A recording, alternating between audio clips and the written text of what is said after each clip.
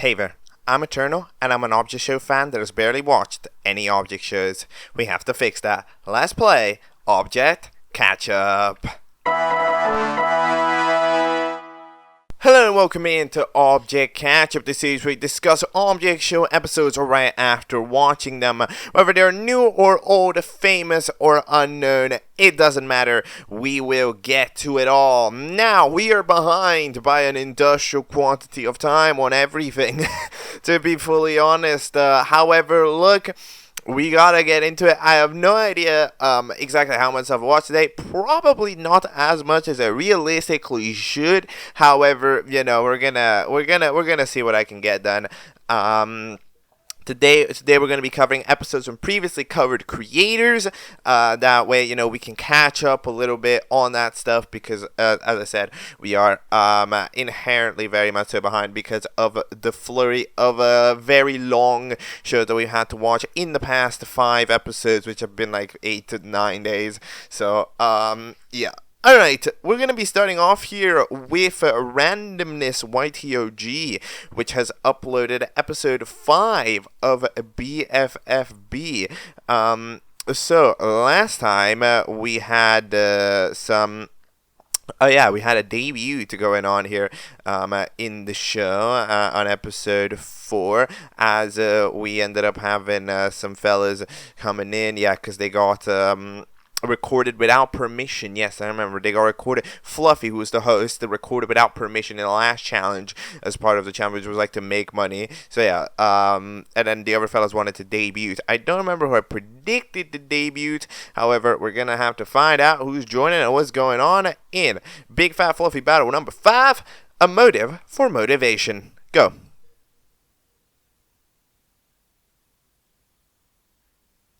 Okay, that is episode 5 of BFFB. So, let me just preface it by saying, I'm gonna be honest, it's like, considering it was one of those, you know, relatively quick shows, it didn't stick too much in my mind, the first 4 episodes. However, I will admit that as far as I remember, this does feel like a definitive quality increase from the originals. I remember having some audio problem with those episodes 1 to 4. Like from time to time, the microphones were a little weird. Here it's looking a little better. It feels like it's a challenge with a little bit more substance to it. You know, like you can kind of tell. Like you can see every player going on to do the challenge. Right? It's not like that classic small object show challenge. Right? The classic full type challenge, just first person to do X is immediately safer than the episode last 2 minutes, right? Like there's some proper substance to this challenge. You know, we have a challenge, we get to see how the people approach it, and then afterwards to come back with the results. So it feels relatively substantial. But again, at the same time, I believe VAing is pretty solid. I believe that there's some interesting camera angles, and I do believe there's some solid animations. Tangy's really impressive, actually. I think that the Tangy, the way the Tangy's animated is actually really cool. I'm not gonna lie, like that it does look sick as hell. I don't even know how you do that, but like it does look cool. And anyways, they apparently only got 1 vote to join because of the whiteboard. The whiteboard was biased, but since the whiteboard was biased, it ends up that the person with the most votes and Tangy joined, which means that they join alongside the T, which is the AI thing. The AI fella ends up joining over the cup, so they end up joining. So we end up having ourselves a pretty interesting set of characters dropping in, because then we got Animal Crossing, we got AI. I don't know what to say about it. We also got a renewed intro. The old one was very objectful. This one is it's very okay. You know, it's very alright. It's still definitely leaning on the simplistic elements of it, and it's doing itself pretty alright. So speaking of which, what actually is the challenge? The challenge is get the most subscribers on your YouTube channel in a day, in 24 hours. So yeah, Fluffy proceeds to stand there for 24 hours. I don't know. They're tired the next day. So the only thing I can realistically presume is that Fluffy didn't sleep for 24 hours. It's like, what are you doing? You can go to bed. You don't need to be refereeing. Like, what if you referee? Imagine if Fluffy was there refereeing and be like, yellow card, you stole someone's password. No. But either way, then they're going over there. So, alright, what are the tactics? So Tangy decides to do the tactic of calling over for help KK to maybe, I don't know, help compose some beats that are going to make a viral TikTok trend. Alright, because KK Slider, you know, just makes that type of music, just for sure. But yeah, they're doing that. In the meantime, the original crew decided, alright gang, we need to unite. We need to put our forces together to take down these newbies. Alright, so we're gonna get together and we're gonna do a podcast. It's gonna highlight all of our strengths and everybody's gonna listen to it. Okay, so that's what they do. And in the meantime, the AI proceeds to, you know, AI, they make videos and they generate videos and they upload the videos, right? And they're getting an example of these epic video generation. I don't even know what that is. there's the sore watermark on the top left. So yeah, then the results end up being, oh yeah, and then there's also, I forgot, there's also the Blecky or whatever you call it, who ends up having or ends up getting 1 subscriber because they try making a video essay because they're like, people like video essays. And that's correct. I actually just watched one before recording Catchup. It was a great video. However, the thing about video essays is they have to mean something. You know, they can't just be person yapping for 8 hours, right? Then here we get to see the example. Here, which ends up having an interesting background. I don't know about you, but this background is reminding me of a series that you may or may not know about, and I'm just imagining it right now. It's about to look really stupid. Because you're about to see the Catchup background on top of the Catchup. Actually, might have already played, but I don't know. It looked really dumb. All right, probably this is the Catchup background on top of the Catchup background. But that is interesting. Their video essays about how Bleh and Conjunction are the best object show duo to ever exist. I must admit, I don't know if I would record this. I might have to disagree, unfortunately. However, yeah, it's 8 hours long, which is a bit too long, I must admit. You know, my longest video is only 5 hours, so I guess 5 hours is the limit to where you're realistically gonna want to get. Then we end up having the podcast ends up getting 15 subscribers. Yeah, I mean, it ends up that getting a podcast popular is kind of hard, right? So in a way, both of us end up kind of failing. Because the video essays, I guess, it's really hard to get viewers to, of course, engage to, you know, trust in a video, in a long video from somebody they don't know, right? Because, you know, they're allocating their time. And then here for a video, and then for a podcast, it's just like finding a podcast audience is really hard. There aren't very good podcast discovery tools. But hey, Tangy does a good job again doing the TikTok trend. I have no idea what the hell's going on, but like it's at least it's vertical, and that's what you need. Like if my challenge was to get the most subscribers in a day, I would make vertical videos. Like it just has to. It's just the correct way to do it. And then the AI obviously they're getting the most subscribers, 2.5 billion. Why? Because they can just spam. They can just spam. They can go video, and eventually, you know, it's gonna get somewhere at the end of the day, right? In a quick amount of time. If you're gonna force quick results, you're gonna need to do the most amount of product, and if you're doing the most amount of product, then that is indeed how it goes. So yeah, T wins. Good, fair enough. In this case, this challenge, AI is indeed probably the way to go. So fair enough. It got it done. Everybody's up for elimination. It's not an amazing set of people to put up for elimination. At least we do know about them from previous episodes. However, of course, because 4 of them were united under this one umbrella of an entry, that means that neither of them got that much solo screen time, right? They all kind of went in together. So I'm not 100% sure who I would eliminate here. QR Code didn't know about AI, right? like Yarko was like, oh, what, the AI person is AI? Like they got fooled by AI, so maybe they're dumb for being fooled by AI and they should get voted out. So I'm gonna predict that, right? Or I should call copyright infringement for a gradient and to say that Bliss should get eliminated for that. No, I'm joking.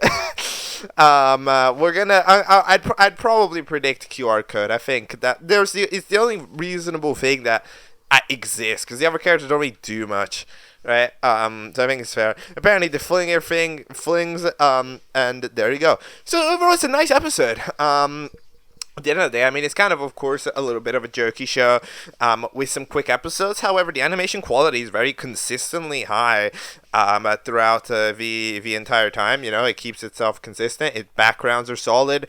Its quality solid. Assets are solid. The challenge is solid. It's written pretty solidly, right? Like it's 6 minutes of pretty good content in what's overall a goofy show, but like it's done well. There's very little to complain about here. So I think like this, I have no complaints at all. Keep it up. All right, next thing. Okay, next up, we are going over to Balloon Animations because Balloon Animations uploaded episode 3 of the second season of Magnificent Madness, which is well titled Magnificent Madness 2. So last time, we had a challenge where an eldritch being with one eye was trying to murder everybody. We got to see even glimpses of how the afterlife is like after people are dead over there, and we even got to see glimpses of fellas like Teabag. Yeah, I can remember Teabag. Who died and sacrificed themselves while they were in the afterlife. So we got glimpses of it, and I believe Bubble Wrap Jr. has been doing work to try to get them back. I'm not 100%. I don't really remember. The people up for Elam were Dice, Rainbow, Glowstick, the Star, the USB and the lever, or joystick, sorry. Let's see what happens in episode 3. Well, I had to feed my pet.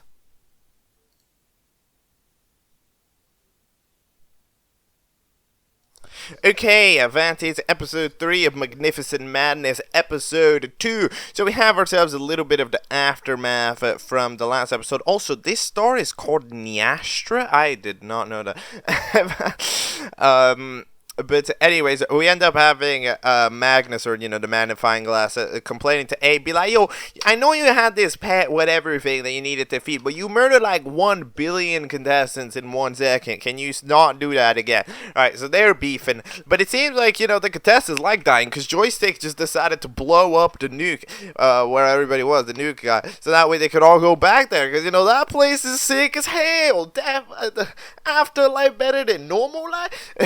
So, yeah, they end up exploding. Now Anna gets upset, so they end up doing elimination time. I don't remember this elimination time theme. I'm gonna be 100% honest. I don't remember this. It might have been there, but it looks very goofy. But it's kind of fun.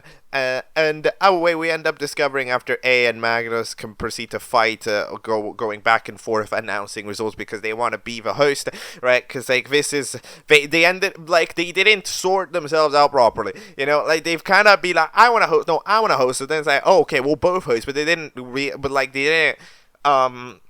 they agreed to it without making an agreement, right? Which means that they end up both treating their co-hosts were both trying to be host because that's what they wanted to be. They wanted to both be hosts, right? Because they weren't like, oh, let's co-host. They were like, no, let's both host, which doesn't make sense because that means that both of them need to do everything. So it ends up just kind of causing this massive fight about what challenge is okay, what challenge isn't okay, what you can do, what you can't do, who announces the elimination, who doesn't, right? Who announces the challenge, who explains it, right? All of these things. Are directly impacting because these characters didn't sort themselves out properly, and USB ends up getting eliminated. So end up going into the hotel from I believe the previous winner's hotel, right? And they end up dipping away. So yeah, challenge is a singing contest. 2 people from each team will sing. We get to witness all of their singing abilities. I will admit this is not one of the greatest singing performances in the world. And some of it is just a couple of misunderstandings. Like it's right round. It's not right to round. Yes, that is more grammatically correct. However, it doesn't rhyme better. Sometimes you got to give it up for the sake of the rhyming. But like at least Rainbow managed to get some rhymes. What was this? Red, yellow, orange, just like fire. Say you ain't a fan, but I know you a liar. Blue like water and green like algae, but you already know when to make it to the finale. But don't forget about violet, like a carrying the steam like a palette. And then there's purple too, on like breezy fusion. Okay, I don't know. I lost it. I lost it, but that was pretty solid. There was some rhyming going on there. So all right, I'll take it. I think they deserve to win, and in fact, I'm pretty sure they do win. I will say that I respect the strength in which that one team is said. Like we put our heart into that. We go like team yeah. Or like, let me proper go for it. So fair enough to that. And anyways, who's getting out? I don't really know. I mean, Nuke exploded. Maybe, like, Sponge didn't appear, and I low-key forgot that they were a character in the show. Like, when I saw them, it was just like, oh, that's a person. So maybe them. Maybe I'd eliminate them because they have potential, but it's not getting utilized ever. Let's say that. But yeah, that was a pretty interesting episode. Oh yeah, the prize was like a stick, but yeah, in terms of audio, it was okay. Sometimes you could hear a background, people talking, but it happens. And then animation quality, it varies from person to person, but overall, I would say the solid ones are definitely solid. My favorite is definitely whoever animated the section, like the elimination announcement. That there was a lot of fluidity and camera angles in that section, and it did a good job. Okay, next thing.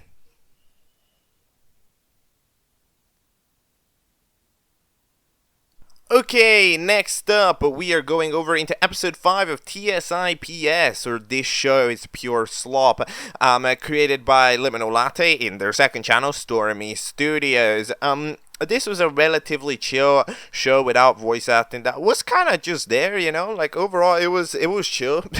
There wasn't like a massively too much to it, but it was a chill experience to look at it. The last challenge was to get them a Sprite, and then it turns out that the fellas who failed were the Calendar, who ended up getting last second drop kicked by an Ice Pop, and then Sprite, who or the Soda as they're called, which is a picture of a Sprite, ends up not wanting to deliver them a Sprite because they end up not doing that. Or sorry. Wait, is it? Oh no, just a soda in specific. Well, the challenge is just get them a soda, right? And then the Soda didn't want to give a soda because that would be weird. So yeah, who's getting eliminated? I don't really know, but we're gonna find out in the next episode. It's very fast. It's only 1 minute. Exit the entrance. Go.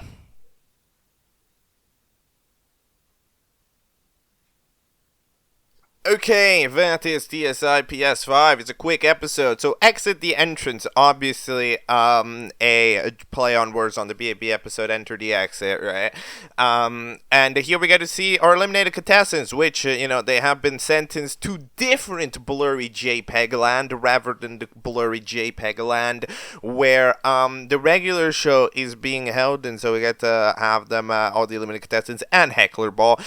They've been chilling. Cutie Bow is indeed still turned into ash, but I guess I don't know what we can do about that. Nobody has asked to revive them, so yeah, and we end up chilling. We end up finding out that the Soda has been eliminated with 7 votes, and yeah, we just end up getting an interaction or two between these fellas, so that way now when the host appears, they end up hosting the rejoin. Who should rejoin? I mean, there is obviously a very comedic value in having the pile of ash rejoin, especially since that would possibly bring up the possibility of them getting revived, right? I mean, I don't know if we have revival capabilities, however, I would be interested in maybe having them rejoin because of this. However, I would probably want to predict the Heckler Ball instead, because the Heckler Ball, never got to compete properly. They seem to be a character, with a little bit of attitude. Seems like they're going to make something happen. They're not just a total goofball. They're not going to troll. They're not just going to come in just to get eliminated again, I think. So I would say that the Heckler Ball would join and would be a good idea. All right. So we're gonna we're gonna say that. But overall, it's an episode. There is not much to say about it. It's relatively clean. It's clean to the aesthetic of the show, and it does what it should do if it needs to set up a rejoin without doing a challenge, which is what it's trying to do. So it doesn't have to do anything more, and in fact, it doesn't. Next thing.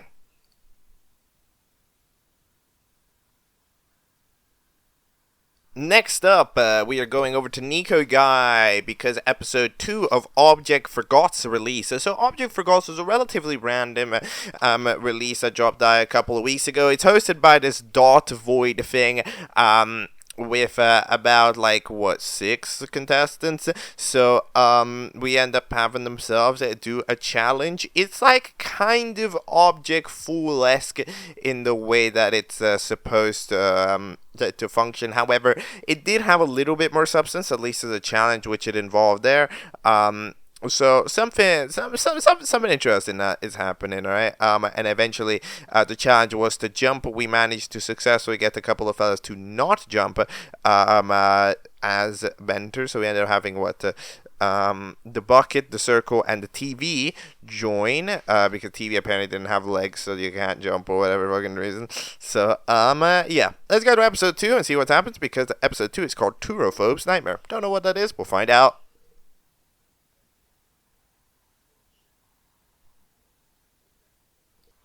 Alright, that is episode 2 of Object Forgot. And you know what? I remember that when I discussed Object Forgot episode 1, I was a little bit dubious about its place in the ecosystem, right? Its place in the workflow, especially when there's another mainline show that's being made, and then an even cider show that hasn't released yet but has been sneak peeked, right? So, I was a bit dubious about this. It's kind of the weird middle one. However, after looking at this episode, I am officially convinced. Because you know what this is? You know what this feels like to me? This is, in nearly the most that I've ever seen an object show be this really feels like a playground, you know? This object show just feels like the art of experimentation at its maximum level, right? It's giving itself a really easy setting to work with, right? It's giving itself 6 characters, 7, I don't remember how many, but it's giving itself a roughly 6 or 8 characters, right? To work with, at any given moment. It's made the setting super basic, right? There's nothing that there's no restraints. It's made the host be capable of anything. It's made the setting a planet within an alternate planet, but there's also over planet, right? It's opened itself the doors to do anything, and that means that the show can experiment literally however it wants, right? Which means that you get to see the show doing all types of these random interesting things, right? Like with Dot, it can experiment how Dot should move, right? How is it to make, even just a black holistic character function like that, right?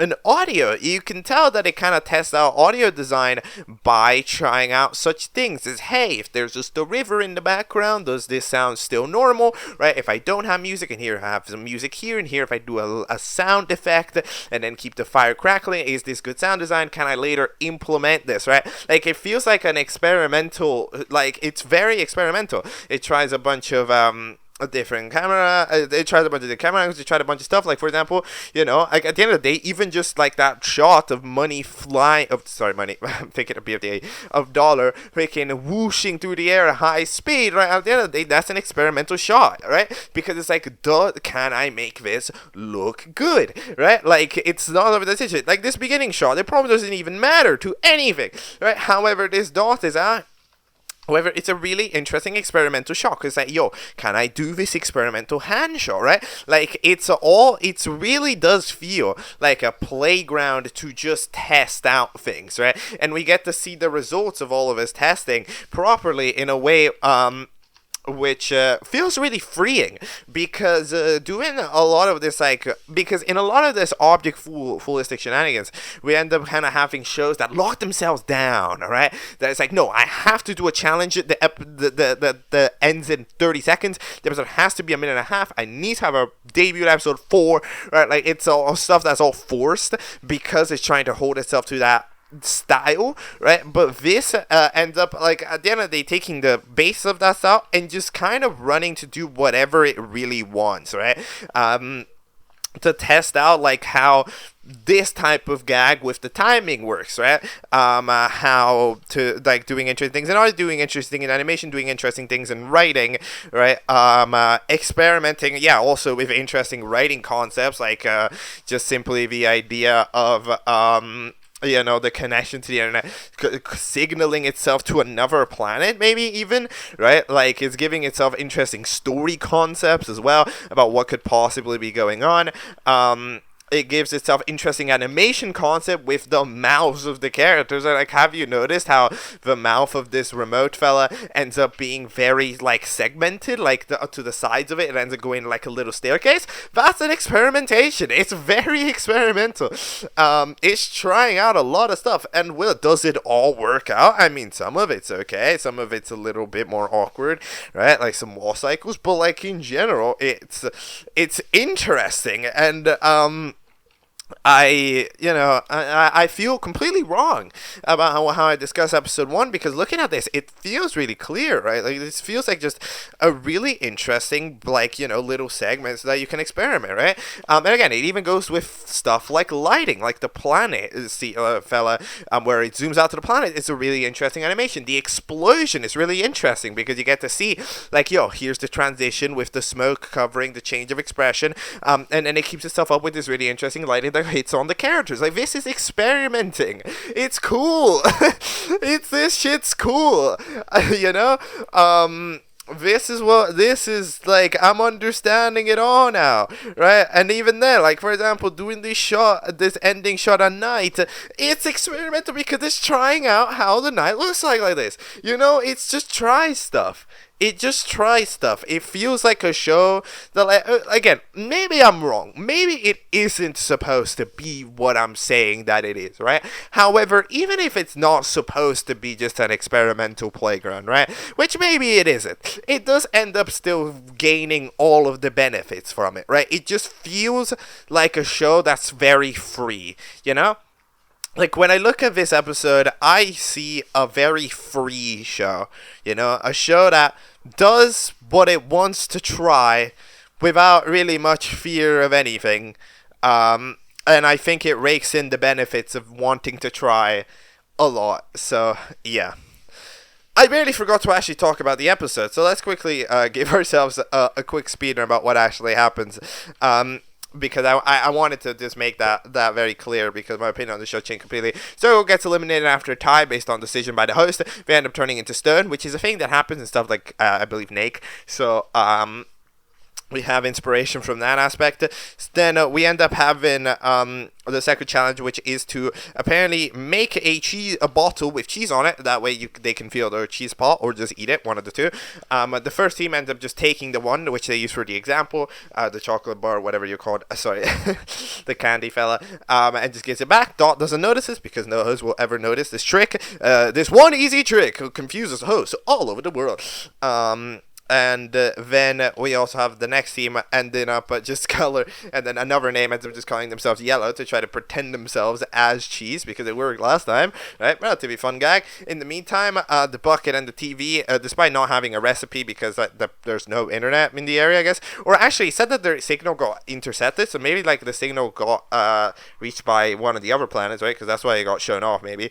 Then at the last second, bucket does end up making the Chiefs after they trip fucking explode, and that means that another name and that team manages to be safe regardless. TV and the bucket are there. I mean, the bucket, they were both funnier and also, did the challenge more. In the meantime, the TV didn't really get to do that. Like, TV didn't really get to do that much because they're a character that mostly acts on prompts, right? They won't really do stuff on their own, but they'll do stuff if they're asked, right? And at least the connection to an external force could make something a little bit interesting. But I have to say that I would personally want the bucket to stay, but maybe the TV will stay, but I personally would want the bucket to stay. But yeah, overall, I'm interested to see where this goes, because I know now that when I'm watching Object Forgot, I'm going to get to see something just a bit different, and that's fun.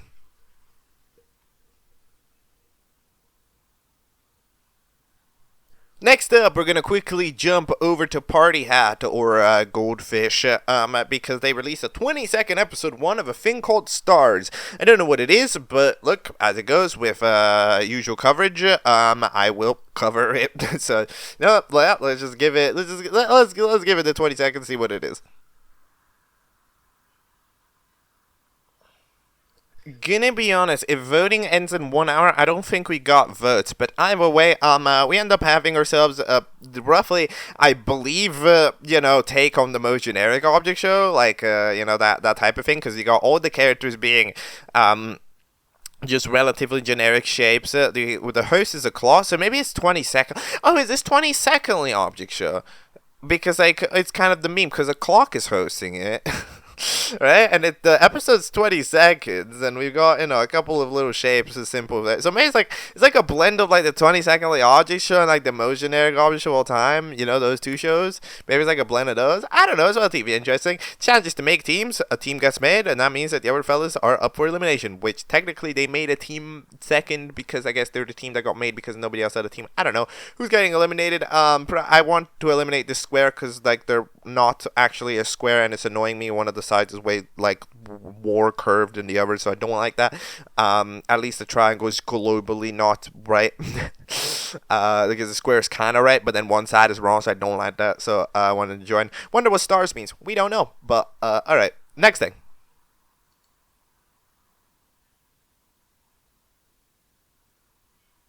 Alright, next up we are gonna go over to TDOliver channel, because the TDOliver channel has dropped the 5th episode of the 4th season as 20-secondly object show. Last time, we ended up having the host, the clock, dip away with somebody else for mysterious reasons, and everybody is surprised. So we ended up having, I think Pepper Chip, right? Wait, who got yeah, that's like Chip fella.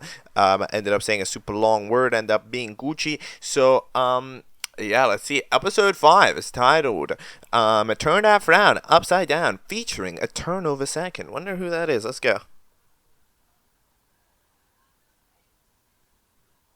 Alright, so that is episode 5 of a 20-secondly object show for real. So, apparently they just went to North Korea, clock, and I think that is a B and then a 3, so that's probably Brylan, right?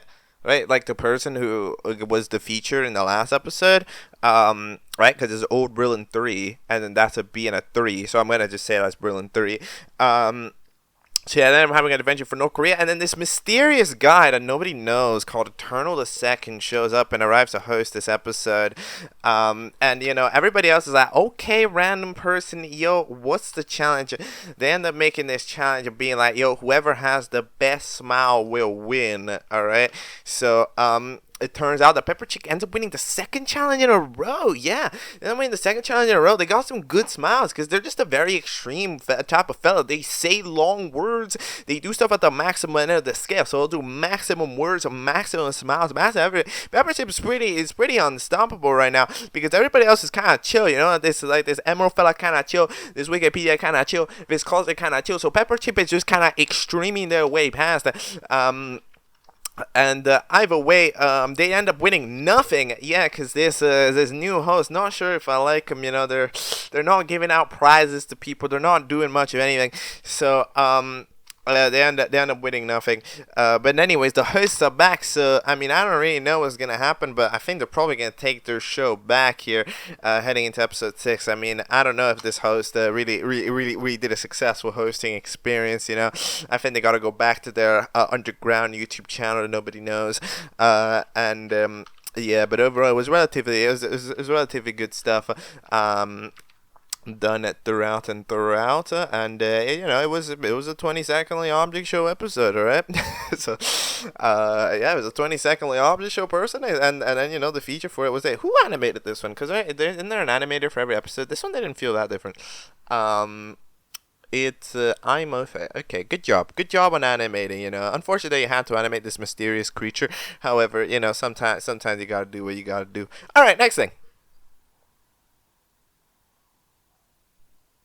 Next up, we're going to be doing the Magic 8 suite of things, because Magic 8 did a double release about 10 days ago for ties at PAPERPRIZE, because we had a Memory Lane Part 1 release a couple whiles ago. So what happened in Memory Lane Part 1? So this like a chicken nugget fella, I don't remember your name, you're like nugget, ended up wanting to go back to the past because they had to reconcile their friendship with Robux, because they realized that they lost out on their opportunity by being unreasonably mean. So they have this time travel machine that ends up going back to the past. Over the past is starting to glitch the future and everything's going crazy, right? And then it turns out that, boom, last moment, they actually trip because they teleport back to, like, the earthquake thing that was happening in PAPERPRIZE, right, at the end of PAPERPRIZE. So then they end up leaving it and dropping it, and somebody else grabs it, which means that they don't have it anymore, so they're stuck there, right? So that means that a new episode of PAPERPRIZE is happening. In this whole meanwhile, we end up having the fella Ty ends up going over trying to get some help to save the universe, and end up going over to freaking like the Protector or whatever the fuck he's called, and he's trying to he's studying the individual, but either way he ends up going over to help. So I don't know, we're gonna need to discover what's going on in the next episode of PAPERPRIZE, because yeah, we're gonna start off with Memory Lane Part 2, which is Tie 7. So no, wait, is it? No, sorry. PAPERPRIZE 7, which is Memory Lane Part 2. Does that make sense? Okay, let's watch it.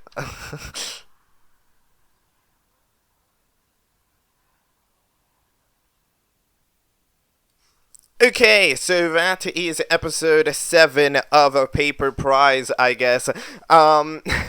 So like, yeah, it's dealing with, of course, like this episode, I have to give it like the easiest to passes, right? Because at the end of the day, it's dealing itself with a very bad situation, right? Like a very tough thing to deal with, right? Where like it has to be old, it has to have the characters be old, but at the same time be new, but at the same time have like the correlation that moves the memory lane forward, or at the same time making sense for PAPERPRIZE itself, right? Even though it's probably not gonna realistically continue, like it's working with some complicated situations, alright? But yeah, either way, what ends up happening in this episode is that the Nuggie ends up encountering the other Nuggie, and as far as the Nuggie is concerned, this is not a problem. This is surprisingly not a problem, because it turns out, because, you know, a lot of the time travelers are like, oh shit, the timeline's destroyed if like the old version of me sees the clone of me, right? Like maybe, however, also no, apparently not. Apparently it's not. It's okay for Nuggie. But like, fair enough. We end up having, you know, the Nuggies be like, yo, you kind of dope. You're like me 3 years from the future. Yeah, you did age pretty well, to be fair. The asset really hasn't changed that much. Roblox's asset is white, because was that how Roblox was? I feel like that. Wait, isn't that how Roblox is now? I mean, I guess, like, in the sense of like the actual Roblox story, I guess it's both, right? But either way, yeah, they end up just telling them, yo, enjoy each other, you know, be friends and stuff. And yeah, we end up having the thing about, haha, pull your pants up, because like the freaking tennis ball, the pants, but didn't have them yet. So it's like subtle foreshadowing, right? But anyway, they lost their time machine, so we end up having the circle fella end up making that the challenge. Be like, yo, have the challenge be to retrieve the time machine. Only one person safe. Fair enough, because it's the merge. We end up having, I mean, technically a new intro, right, for PAPERPRIZE. It features a Megalovania remix that I'm pretty sure is definitely different than the one that was being used in the original PAPERPRIZE. However, yeah, overall, it's fine. I mean, yeah, overall, it's a pretty alright intro. And then we have ourselves the tennis ball, which ends up sticking around by the phone, because they never know when the phone might come back to life, which, you know, it turns out that the post-credits it actually does. So, you know, maybe they onto something. You know, maybe they onto something when they say, oh, yo, it's gonna come back to life. Well, yeah, they were onto something. So, you know, fair enough. Then we end up having Nuggie be like, yo, think. Okay, yo, do a thinking, alright? So then they do a thinking, however, it turns out that thinking too hard actually spawns in a new person. What? How does that work? I need that to actually be a thing. What? Like, no, not in real life. I need that to be a thing, like in the show. I need a Ty's character to do this. What in the world? Okay. Well, this thought person ends up going over and being like, yo, I know where it is somehow.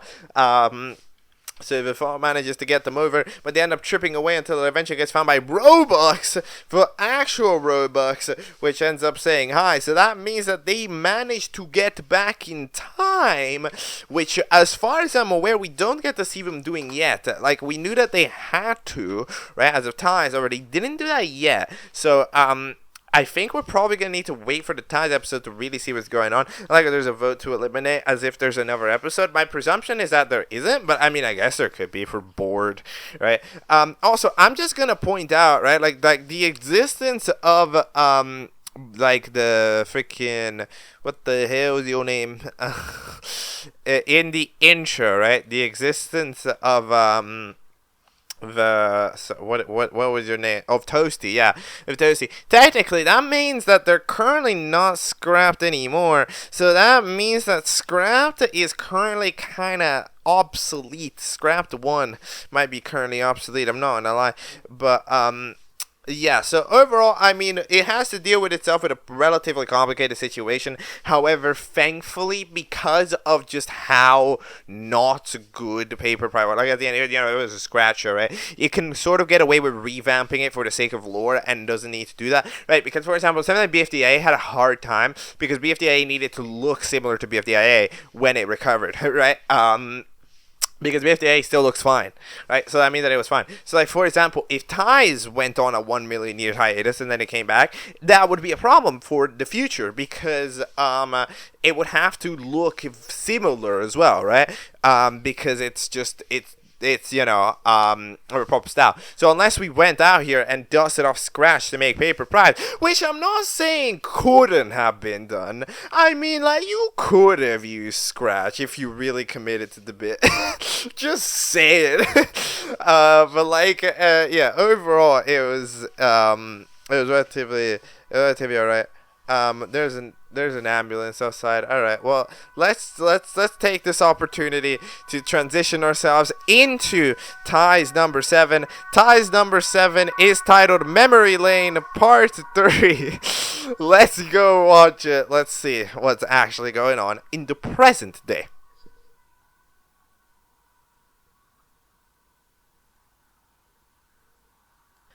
Okay, so that is TIES 7 and the third part of Memory Lane. So, what do I think of this episode?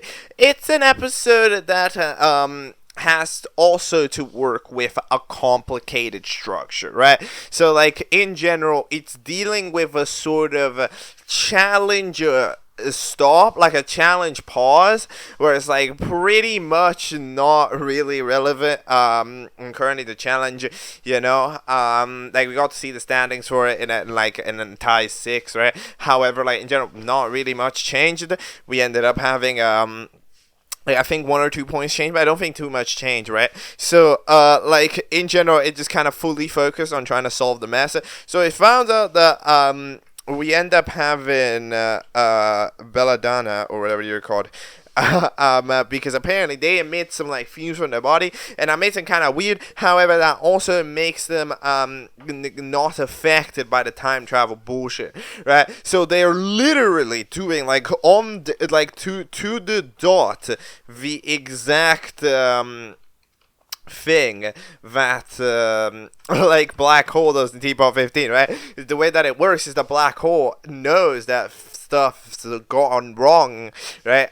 Because they have this like the weird vortex. Like Belladonna's a little bit different, but it's the exact same situation, right? And then they have to prove it. So they decide to go over to the workshop to grab the laptop. That way they can show the episode of the time travel because nothing else works. So it turns out that anyways, this weird fella who's protecting the universe, right? The weird replacement guy that Ty brought together, they're actually not very good at protecting the universe. So they end up getting engulfed by the edge of the universe starting to close in. Now, I mean, I could try to see, to ask about the specifics. Like, yo, I mean, it didn't look like the guy was doing anything in the same way that it didn't look like the other guy was really doing anything. He was protecting the universe. So how the hell does the art of protecting the edge of the universe work? You just stare at it really angrily and then it doesn't move? I don't really know. But like in general, that fella is ended up getting engulfed by it, which means that the edge of the universe is slowly starting to drop by, which is not good. In the meantime, we end up seeing what's going on. So Robots decides that we have to forfeit the challenge. We have to go solve our problem. And then the tennis ball goes like, no, we should probably win the challenge. So yeah. I mean, of course, there's the thing. Both could be technically true. However, I mean, yeah, they have to all get there, which means that if one person dips off, it doesn't work. So Robot still decides that they have to dip off for the betterment of the world, you know, to not keep everything glitched out. And they manage to run off after a last-ditch attack from the rocket, meaning that they get to survive. The military appears and notices that the edge of the universe is dropping by closer and closer, so they're starting to set up around this area in specific and taking over the deck, which has the which the freaking Lego constructor guy built, right? So that they can now take over it and use it as a laser beam to shoot up against the edge of the universe. That way it pushes it back or whatever. So they end up going over into the bunker. Into the bunker, there's a couple of recommended characters, including Google. What are you doing here? What are you doing? What? So that's why you're not hosting GD. That's why you're not hosting Google's Diplomatic Show. They're chilling in the bunker. It's lore. We know. We understood it.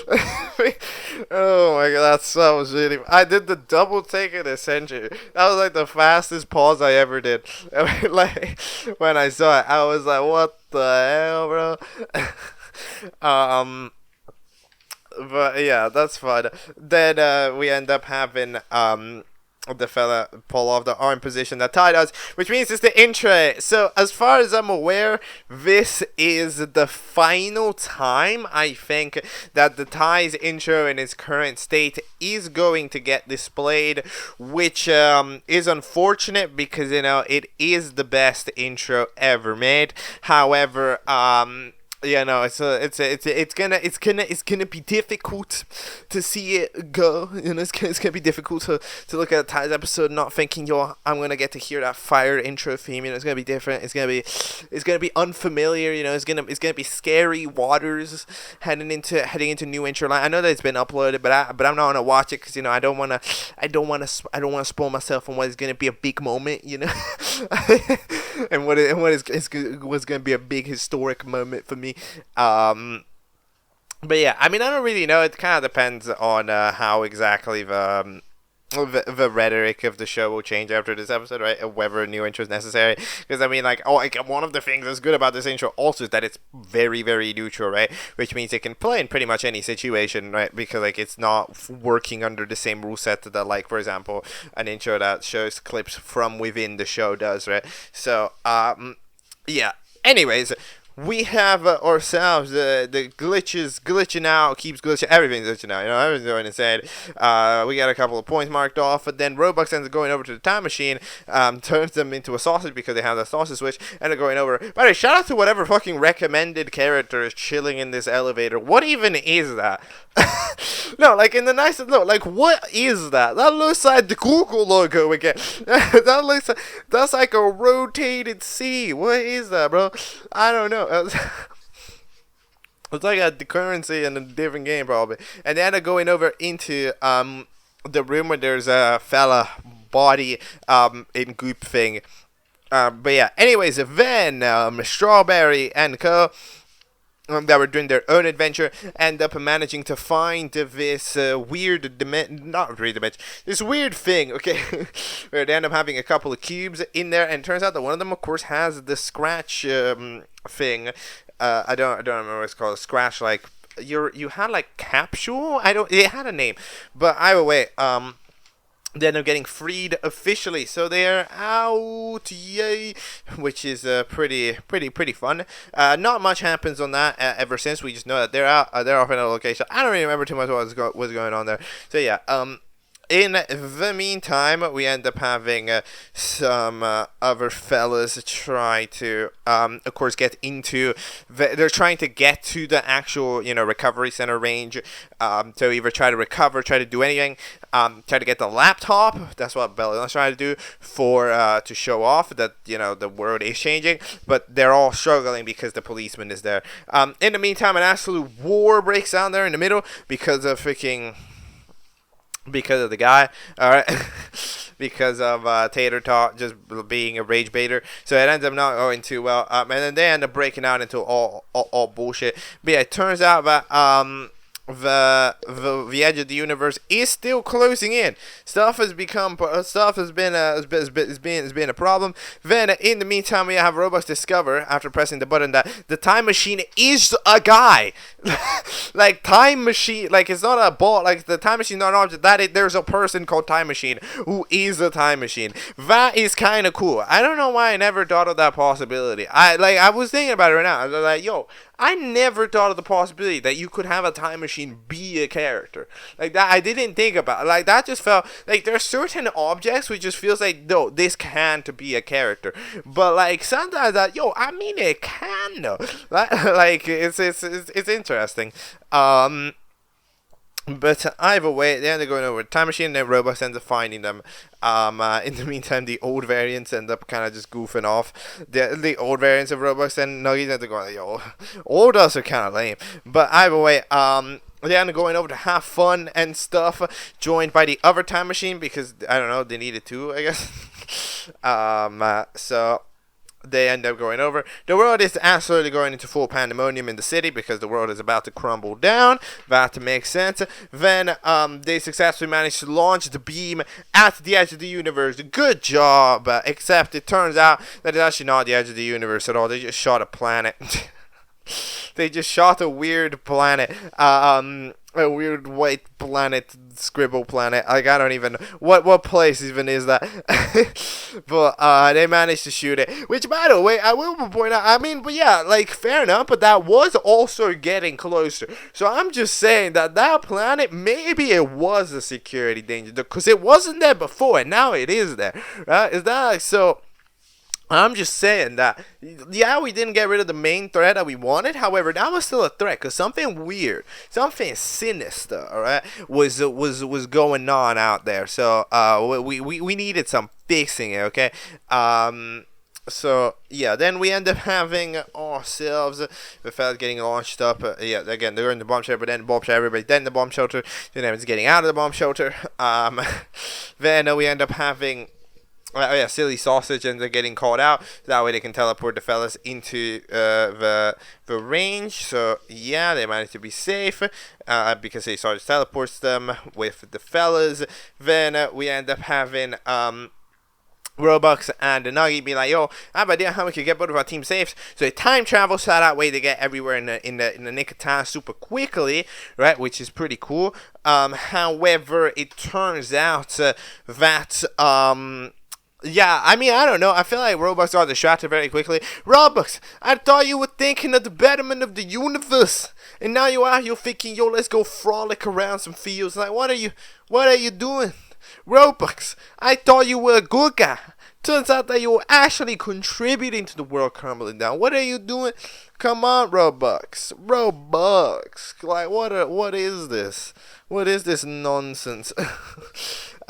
But yeah, Eraser doesn't allow those fellas, the team, which has never been up for Elam, to be up for Elam, which means that they don't allow to be safe because they don't have anybody there. So the Wrecking Ball is constantly angry, tries to play on a persona, being like, hey, what's up, guys? I've had fun and stuff. So yeah, the scribble guy being like, they're speaking my language. Fair enough. But yeah, so they're trying to not get voted out. I wonder if this desperate attempt to not get voted out as the obviously main character will function. You know what? I think it will. You know why I think it will? Because we're not in a setting where the challenge is relevant.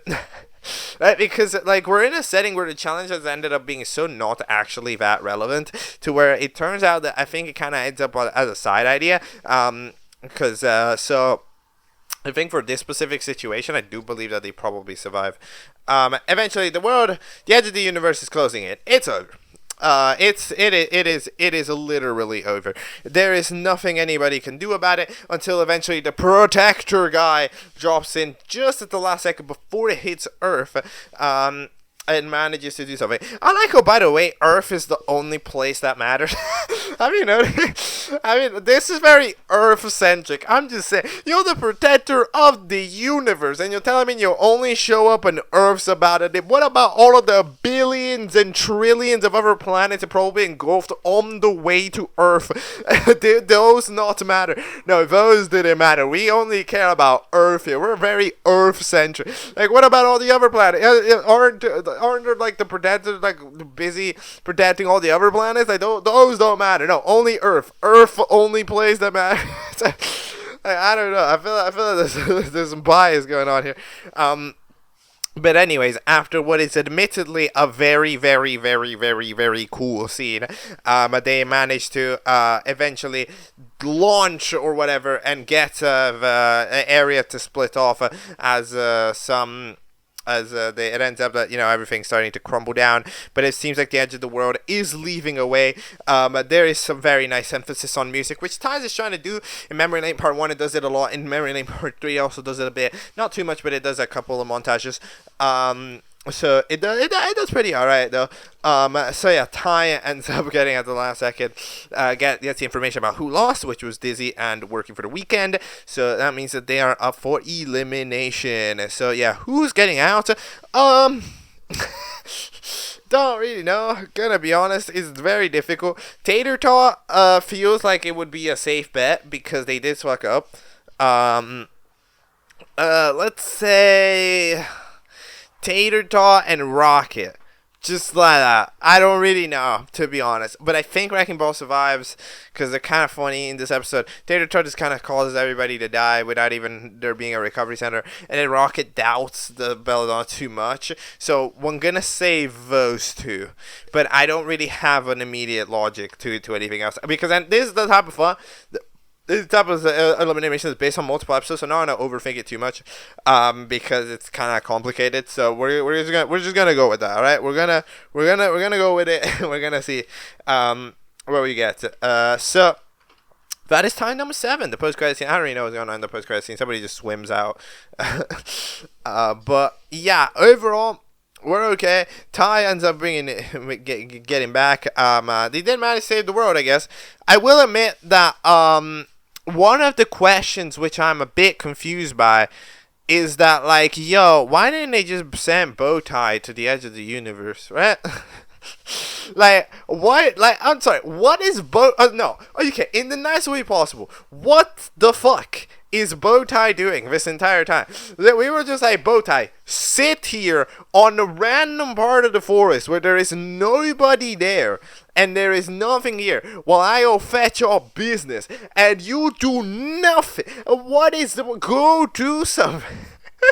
You're like, X, you fellas be like, stay here, and then X stays there, and then somehow the entire world crumbles down, and then somehow X is like, this is fine, and then it's Bowtie just sitting there in a forest watching the edge of the universe and doesn't think, yo, I can go, maybe go, like, I don't know, do something. Like, I don't know. Bro, that is something, because it's not like Ty would need to, like, because Ty doesn't even spend any time with Bowtie there anyways, right? Bowtie just sits there alone. So you could have at least gotten Bowtie on the edge. Like, Bowtie is relatively capable, you know? Like, what are you doing putting in a random guy that gets engulfed in 30 seconds at the end of the order? Maybe Bowtie would, but at least as far as I'm aware, Bowtie seems relatively capable. So I think that, I don't know, we just kind of dog by Bowtie. But, alright, that is Ty's. I like it. I like the Memory Lane saga. I think that it's of course a complicated saga, right? Because as it goes with something like T-Pop 15, it ends up with just forming a very messy, like a very intertwined narrative, right? Like it ends in a satisfactory way usually, right? And like it's nice. It feels very satisfactory because it feels like a lot happens, right? Like the thing about these like time travel episodes is they feel super substantial. You know, like so much happens because we're in the past, we're in the present, in the future, right? Like it's very substantial episodes. However, they kind of the lines interweave a bit, so it's always a little bit complicated to write and to follow. But overall, I do say that this does a relatively good job at it, you know? Like, maybe it doesn't, like, necessarily put, like, emphasis in all the correct areas. However, it does, do it, like, I understand what it's telling me. Like, maybe I would, like, rewatch some scenes, like, show a little bit more of the past, right? Because it kind of just stopped, right? Or then, like, show, because I feel like that'd be more important, or maybe show a little bit more of, like, this and that. But, like, in general, I would say that, it's all relatively... It's all relatively well constructed, and yeah, overall, I mean, Ties is good. I will say, I'm absolutely one that shall tell you that Ties is solid.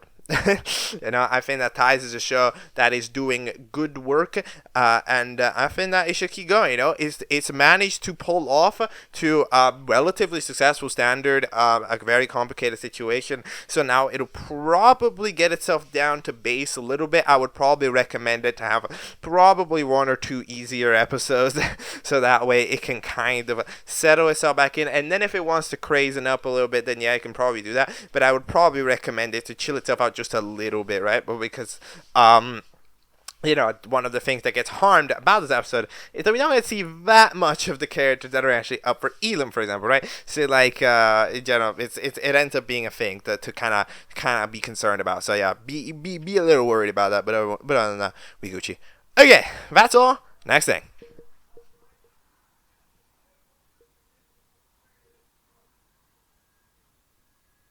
Next up, we gotta jump ourselves into some more Object Nonchalant. So, as far as I'm aware, there's the last 2 episodes of Object Nonchalant that are coming up. Last time, we took a look at episodes 8 through 10, and it ended up turning out in episode 10 that our fellow host, this pin, ended up getting a little bit worried because, you know, that circle fella that got eliminated, they give off weird vibes, right? Because it's almost like they were seen together before, right? But then it's like, I don't know, something's looking suspicious, right? It's almost like when the world resets, things are not quite the same.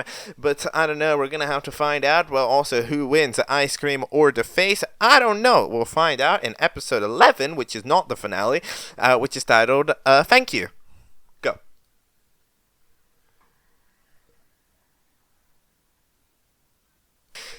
They did the thing. Okay, that is episode 11 of Object Nonchalant. Okay, so let's start at the beginning. So, apparently Equals 3 got 6 votes, alright? Which means that theoretically they would win, right? But, then they didn't win. So, you know, remember how this character won? Well, no, we decided.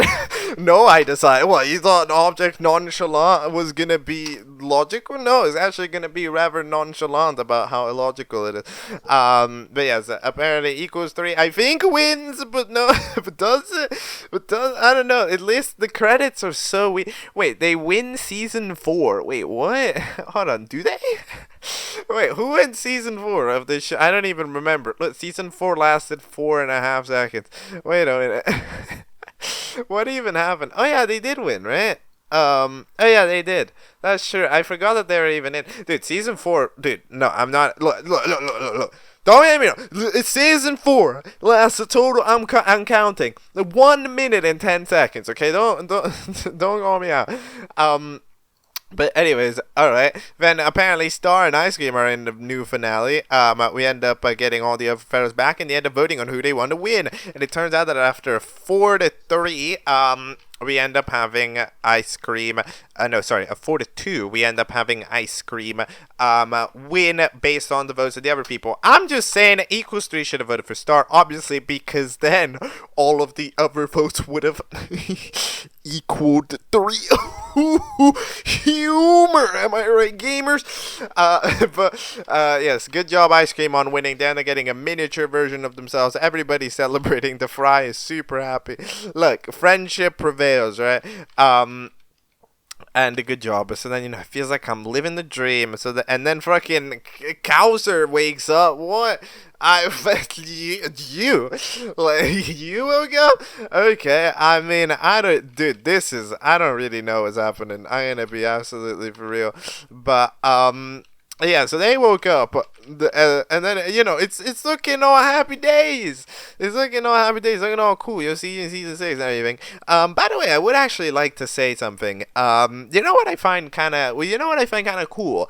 I do find the parent shout out relatively cool. Actually, giving the special thanks to mom and dad, I think it's relatively cool. Because a lot of the time when there's kind of these, teens and kids making object shows, sometimes we're kind of doing it a little in secret, right? We're kind of doing it a little bit off, right? We're kind of not being thankful. It's kind of be like, oh, they shut this down if they got the chance, so I gotta kind of just do it on the low key. They do like that. At least there's some positive accreditation there. I think that's like actually a nice thing to do. But anyways, I don't really know what the hell's going on, to be honest. But like, when have I ever? All I know is that episode 12 is titled "Wake Up," okay? Which I'm a little bit confused because obviously there's more than 11. That was the finale. So okay, let's do the final episode of Object Nonchalant, maybe season 5. It's titled "Wake Up." We're gonna watch it, and that way we can close off the piece there, because closing off here doesn't make a lot of sense, but there's another episode, okay? Let's go.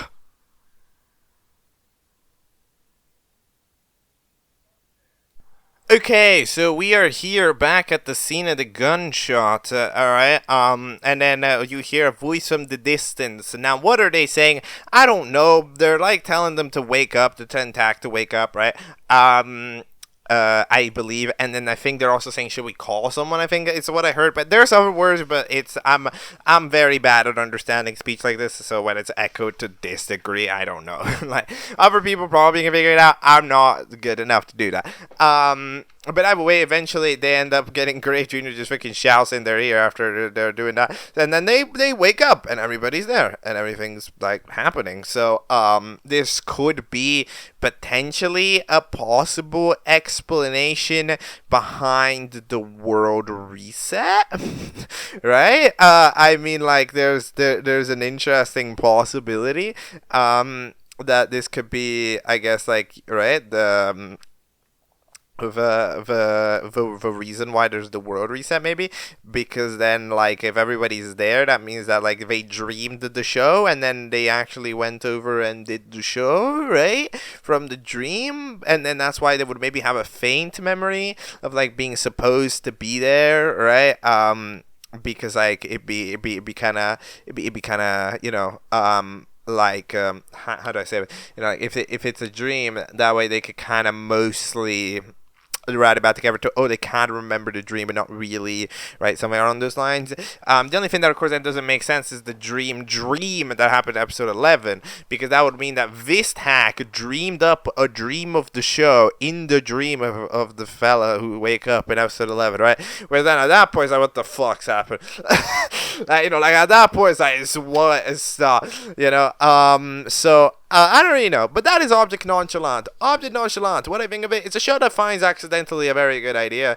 As I already said, the idea of the world reset is just, it's very interesting.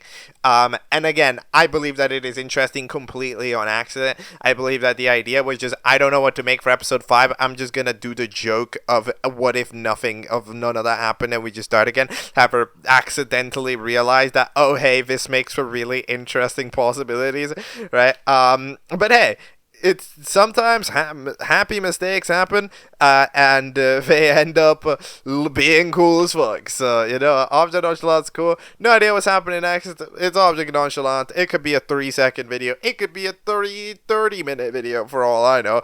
All I know is that, look, Nonchalant is Nonchalant. We ended up having a full season video release that I will be saying was not brave enough to include the entirety of the long episodes. I'm just saying, but we have ourselves. Wait, does it? No, wait, it does. Wait a minute. Wait, does it? Oh no, I got it. Oh wait, no. Yeah, I think it does include. Wait, does it? No, it doesn't. Wait, hold on a minute. Does it include the entirety of the sleeping portion? It doesn't. No, it doesn't. Okay, I was wondering. But yeah, no, okay. Then it does not. Alright, it was not brave enough to do it. Okay, alright then. Next thing. Alright, so next up we are going to go over to ImanimationMLY, because episode 7C of Fight to Live from Malaysian Character, or FTLFRMC, dropped by. The episode is titled Backstory, as what happened last time is we ended up having ourselves a bit of a time travel, where we had our fella drop by into the world of the spiky-haired people that ended up introducing them, and it turns out that Fizz, as they were called, if I'm not mistaken, ends up wanting to destroy them all for whatever reason. So I don't really, yeah, stuff's happening. It's kind of difficult to understand the show, unfortunately, because of course it's not in a language that I speak, but that's not the show's fault. Let's do the backstory.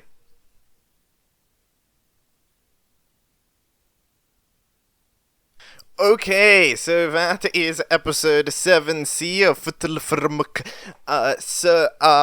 we have the confrontation here between the bulb head and our cyber fizz fella, who ends up being like, yeah, I'll release your contestant, and then with the laser hand proceeds to be evil and to right, and then what they end up doing is like half of a bulb head's body and this is getting dying, right? We get the anime on it, and then they get sent to the fucking moon being like for real, and then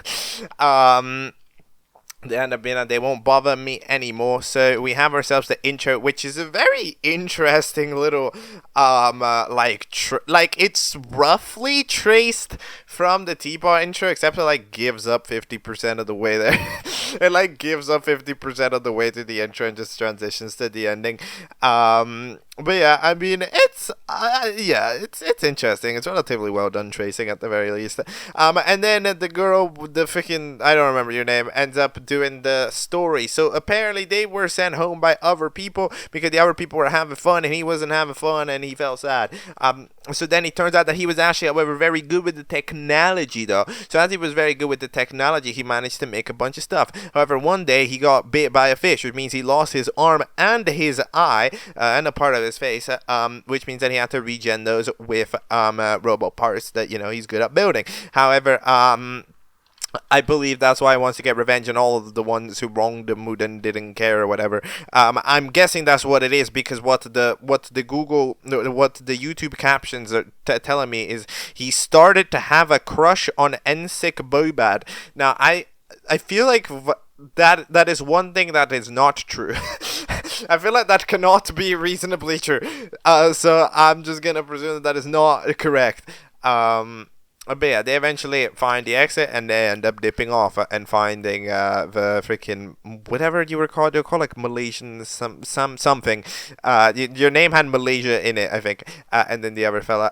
However, at the last second, we end up having a Fizz drop by, and that they have built a new robot, but their new robot is me.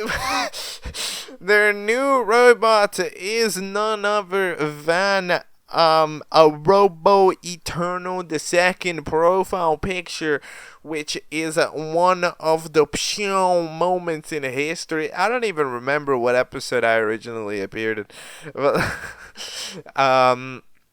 but like, bro, that is ain't that kind of crazy though? I mean, like, I thought that I got hit up by like some scribble fella, right? That I was like, yo, do you want to join the dark side or whatever? I thought it was some evil fella. But it turns out that it was actually just the bro. I guess they were having a bad hair day. But yeah, if I join the dark side, that means that I have officially this robot body, which looks pretty cool. I will judge the decision to have the two unevenly sized arms. However, yeah, I mean, look, if I'm out here to cause havoc, I think that's the biggest impact you can make. So I'm ready to kick some ass. All right, I'm ready to kick some of these characters' ass already. But it's Malaysian clone, whatever. I got him, shrunk him down, about to destroy them all. I'm telling you, this is about to be one of the greatest demolition jobs. They don't even know it's coming. All right. They don't even know it's coming.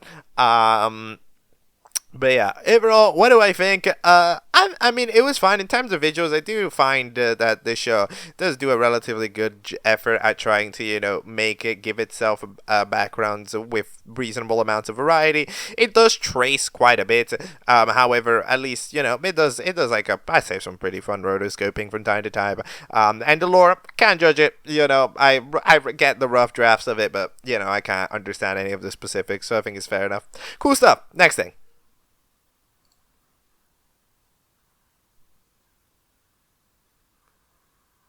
Okay, so next up we are gonna go over to the Jimbo channel, or the TCTOSBFTTOPofficial channel, because some more Cousin Trio Object Show stuff has released. In fact, technically 2 seasons of it, but only about 3 episodes. So there's the Cousin Trio Object Show again, which is season 2, and then we're currently in the midst of a 3rd season, which is the Cousin Trio Object Show Daily Battle. Okay, so the Cousin Trio Object Show again has a chapter 0, okay, and that's like presumably episode 0. So we're gonna go watch that, and then we'll sort out Daily Battle after. I don't really know what any of this stuff is, but like, yes, let's go.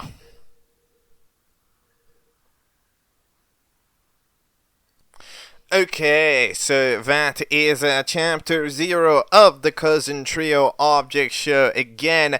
So we have ourselves a sneak peek at the cast of what might be this show. Let's see who we got here. We have got ourselves a swing. That's presumably a swing. I don't really know. That just looks like a black rectangle. We have a cat.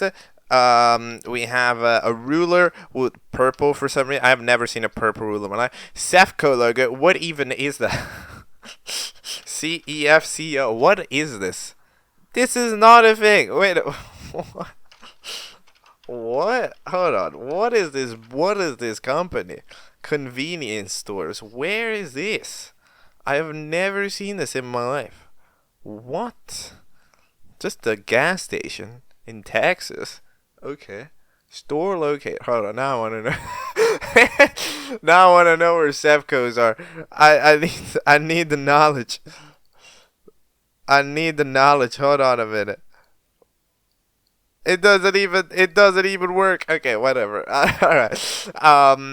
Then we have some returning characters. There's also Silver, Sugi the Kitty Cat, Brownie, Wrecking Ball, which isn't actually. I mean, are you a Wrecking Ball if you're not attached to a string? I don't know about that, but anyways, those are the contestants, but apparently a letter gets sent to this guy who's not Ryan. However, the letter is addressed to both Ryan and to whoever has this letter, which, I mean, I don't like. I mean, if it's to whoever has this letter, why are you specifying Ryan as if like Ryan, if Ryan had the letter, they would also be whoever has the letter, whatever.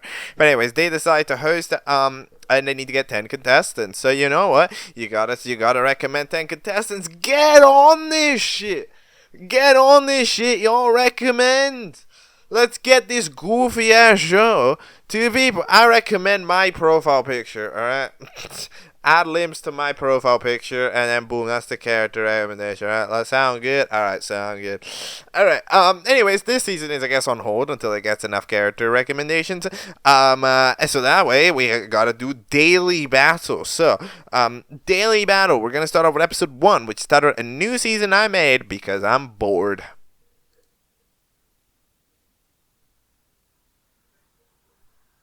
Okay, so that is chapter 1 of the Cousin Trio Object Show Daily Battle. So, the best way that I can describe this is, what if you tried to improv imagine if you are recording yourself improving an episode of Anno Simbib on your phone, and you are also like 12.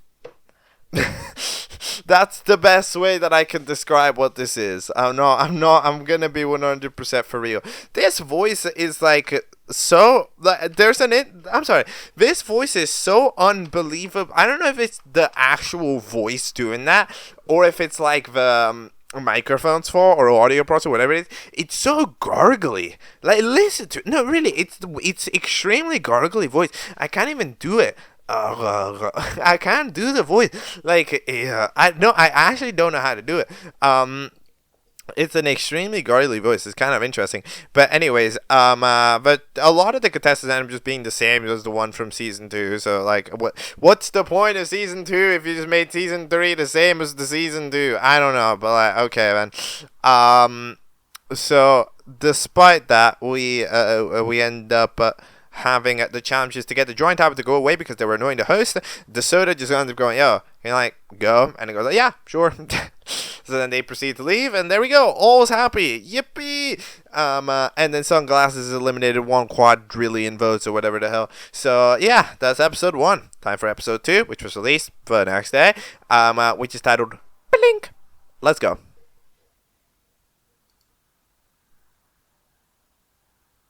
Okay, that is chapter 2. It is pretty much exactly the same as chapter 1 in the sense that, you know, it's made in exactly the same way. It's you just record for 30 seconds and you're good. Alright. There's not too many specifics to it. But either way, by the way, shout out to this intro that does like the vaguest attempt at sync. Is like I can like just about tell that I think it is trying to sing with the music. However, like it's not doing it correctly at all. It's not succeeding. It's trying, but yeah, it's doing its best. But anyways, yeah, the challenge is to blink. Look, I don't know. I feel like it even takes too long, debatably. 40 seconds to do the challenge. Look, I can improv it. Watch this. I'm about to make Daily Battle Chapter 2 remake right here. Hello guys, okay, so we're here for another episode. Your challenge is to blink. Whoever blinks first wins. Okay then. Pew! Blinking sound. Alright, good job, Croissant. You have won and are safe from elimination. Now you guys can go vote. Alright, everybody has voted. It's elimination time. So, the contestant eliminated is Wrecking Ball with 8 quadrillion votes. You have been eliminated. Say your goodbyes. Goodbye, Wrecking Ball. We'll see you tomorrow for more Cousin Trio Object Show Daily Battle chapters. You see? Not hard. Alright, I can play. 2 can play at that game, alright? I can do that. I can improv an episode. Come on. Alright, that's all. Next thing.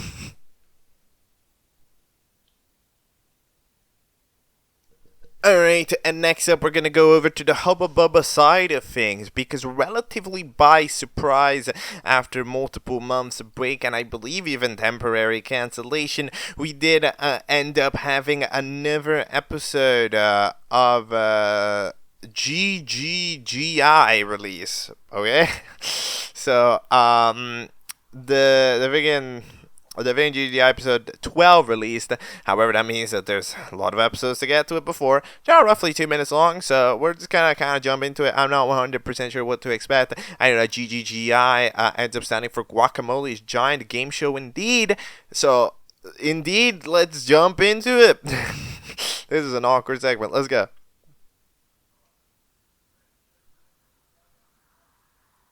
Okay, so we have, as tonight Stan would call it, a large cast slop show. So we have ourselves 64 people being hosted by a guacamole bowl. That's a lot of guacamole. So here we have 64 contestants, a lot of which are cool designs. I'm not gonna lie. I mean, it's kind of the wrath of me when there's the cool design in the show that's not ever gonna get to show them off. Right? Like, what even is that's a UFO on tape? Because it's a UFO on a tape, like, or they taped to the tape. Like, that's so stupid. Oh my god. I don't even know what that is. Oh, it's a portal radio. Oh, yo, it's a Windows 95 set. I'm just looking at it. I could look at this all day. That's the Discord. Oh my god, it's the forecast and it's just the Discord things. Oh my god. Okay, yeah, I see it. Then there's a bunch of books. There's a big enter key. Okay, fair enough. There's like 2 flasks. One of them is just a homebrew channel, and like it's a homebrew. Okay, all right, sure. This is look. I'm gonna be here forever. But anyways, they end up getting split off into teams. The challenge is to name your team. So what are the team's name? One team name is Alive Pact. I would say that's a pretty okay name. You know, there's a reference to some other stuff. You know, there's a little bit of a B reference. That's fine. Then we end up naming bookworms after the trick book because they're apparently so cool and epic. Fair enough. I would say that's pretty fair. You know, if they decide that they want to be the lead in that team, then I guess they can lead that team. Then we end up having the Blue Apple say Giggler 800 is their team. Not sure about this one, Chief. It doesn't have much to do with anything. And there wasn't a global agreement on it either. Then we have the Team Blisters. Doesn't mean much of anything, but I guess it's a name. Fair enough. I mean, like, yeah, it's pretty decent. Team 7 is what this team's called. Not really sure why, but the logo for Team 7 is a cool logo. And then the last few teams didn't have any names, so we gave them names at random. One of them is titled Team. What the hell is that? Hamboning. Wait. Am I bad at reading? Yes, I am. Hamboning. Okay. Then we have invalid data and team #J. So team #J ends up losing. But hey, that's what you get for not naming your team. You could have named your team anything and it probably would have been okay. Sometimes people overthink team names for real. Alright, I've talked about episode 1 for way too long. Episode 2, the Raft Challenge.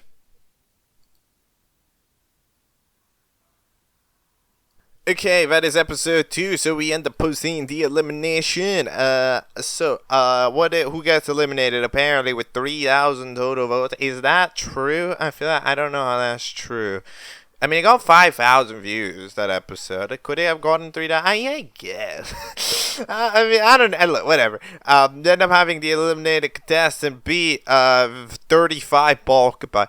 And then we end up having, 63 left. Okay, bro.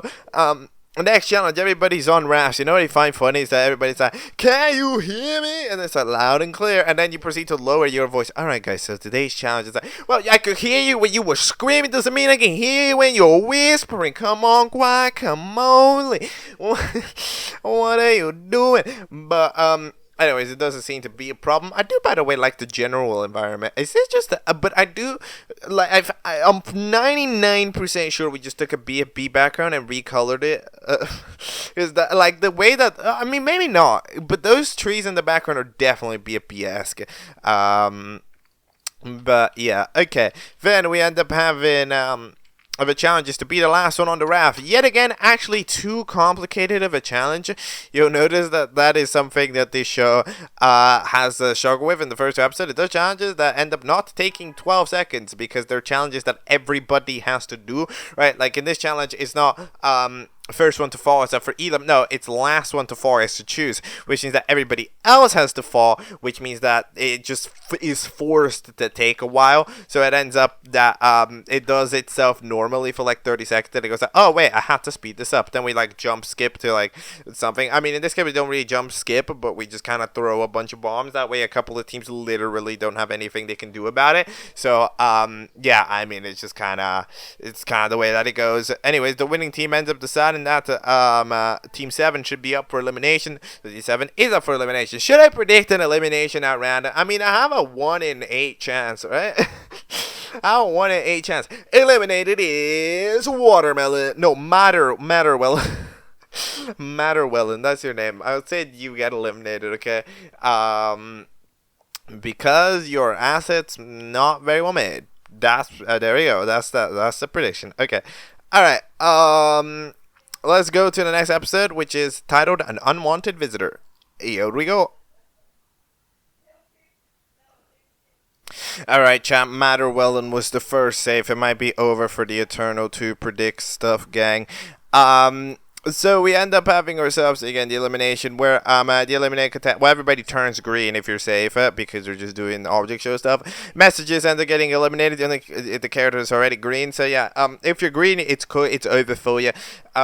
And the challenge ends up being Leafy shows up, and then they're like, haha, I was here the entire time, and then the challenge is get rid of them. Profiley, am I right, gamers? Yes, shout out Profiley.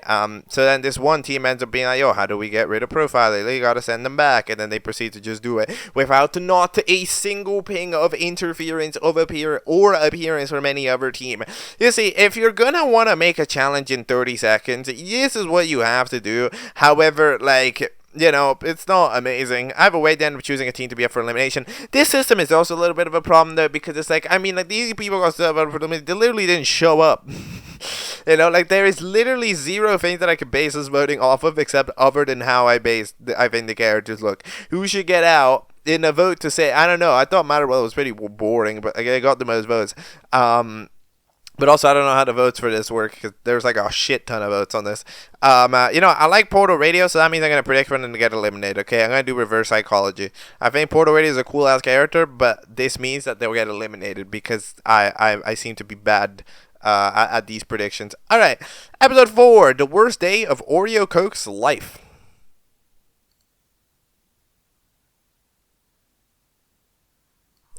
Alright, that is episode 4 of GGGI. So we end up having ourselves a new intro, which I'm gonna have to admit, it's very big, no, it's very over the top, it's very aggressive. But I will admit, for being an HD video, this intro is giving very 240p. I don't know why is it so low quality? Like, no, it's like it's just literally like it's it's just a lower quality video. I don't know what to say. But yeah, there's also an official, I guess, logo, which looks pretty cool. Look at that giant G. But anyways, we end up having the elimination where the eliminated contestant ends up being the Oreo Coke. So I got it correct. It was not. No, sorry, I got it correct in the sense that no, sorry, I got what I wanted, which was for Portal Radio to stay in, right? I did not get it correct. Sorry, I got it wrong. Oreo Cook proceeds to do the thing.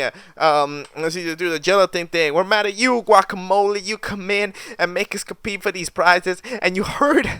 Thank you, BFFB30, for being a great video, for being a great episode of BFB. I mean, I actually thought it was fun.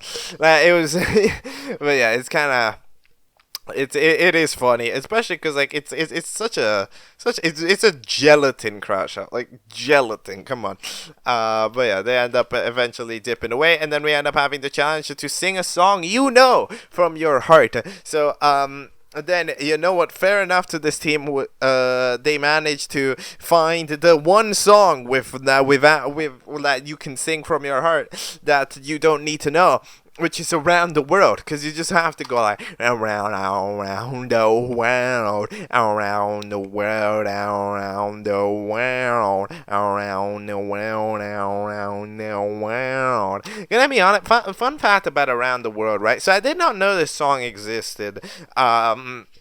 For a while, until randomly in 2019, no, not in 2019, yeah, like a couple years ago, right? I was just listening to the radio at nighttime, you know, in a car, and then that song dropped by because there was something to go check on the car, so I was just chilling there on the car, with the radio. We weren't driving or anything, and then I heard that song come on, and I was immediately like, yo, this is the shit. I was completely unaware that this was like an iconic track in history, and that pump made it. I thought it was just a guy called John, but then I heard Around the World, and I was like, this the shit. and I looked it up later, and I was like, yo, this song's fire. So like I'm glad that, you know, I managed to spot that this was one of the good tracks in history before you know, before I knew that it was a historic track. I already found out that it was I just heard it, I vibed it out, right? That's pretty nice. Anyways, what was I on about? Oh yeah, they win and they end up nominating the team that was on the streak, who won the last challenge. So yeah, there's also a new voting screen. Is it good? Meh. Not really. I mean, there's no reasons for the icons to be as small as they are. Well, it's being 100%. Why are they so small? There's space there. There is an entire bottom half of the screen. Like they do not need to be all wrapped up in the top 35% of the screen, you know. But yeah, it's creepy pasta. I didn't even realize that was what you were. That's so stupid. Dude, these characters. Alright, episode 5, tomorrow's very special episode.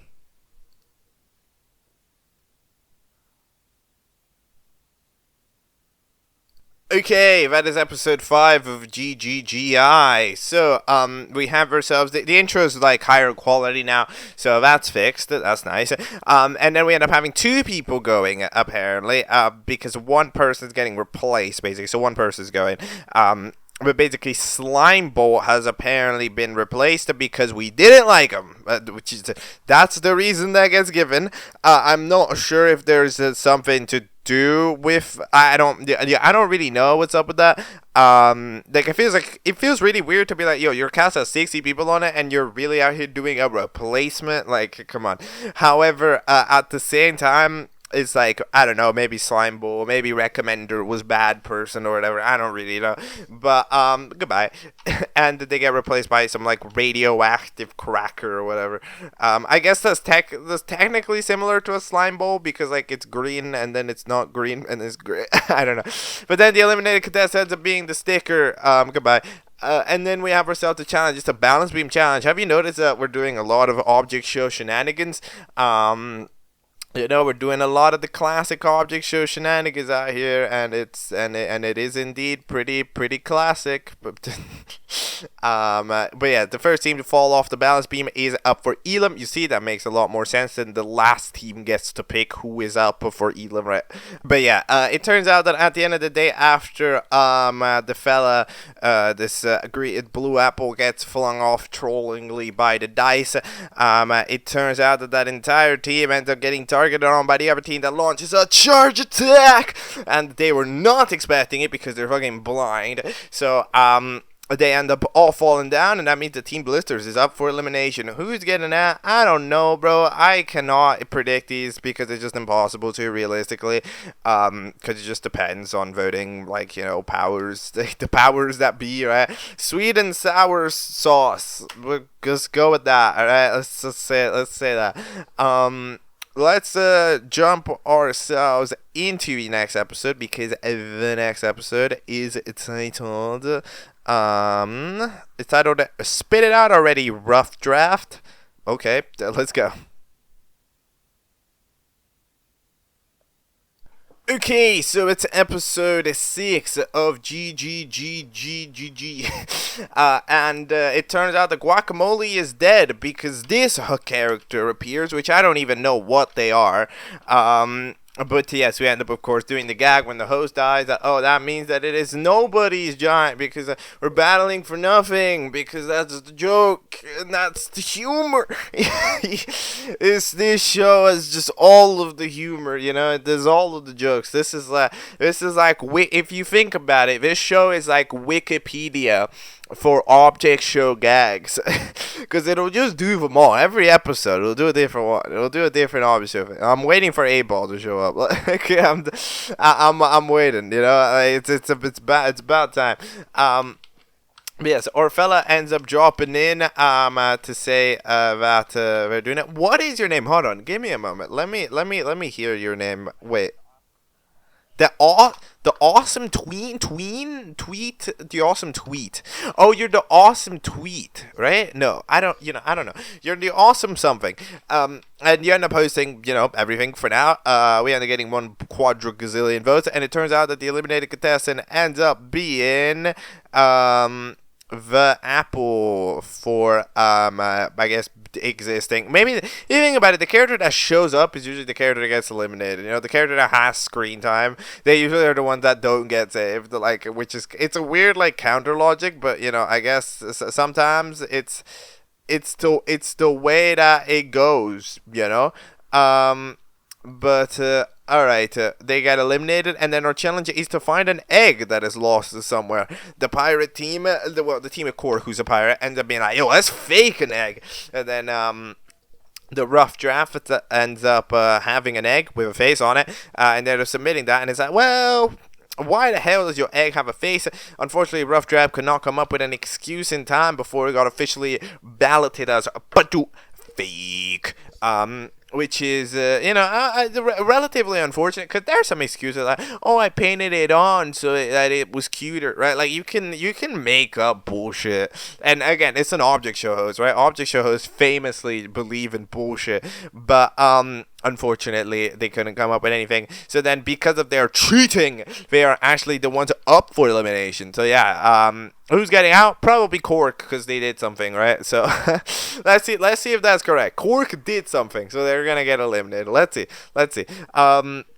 Shout out to this box that has been added to the Voting Ends Tomorrow site that is not centered with the Voting Ends Tomorrow. It's really adding so much additional space to this voting screen that wastes so much of it. Why is 70% of this space empty, bro? What is the point of this screen? This voting screen is sad. But alright then, it's time for episode 7, which is a kangaroo emoji, I think. Is that what that is? Yes. Okay then, let's go.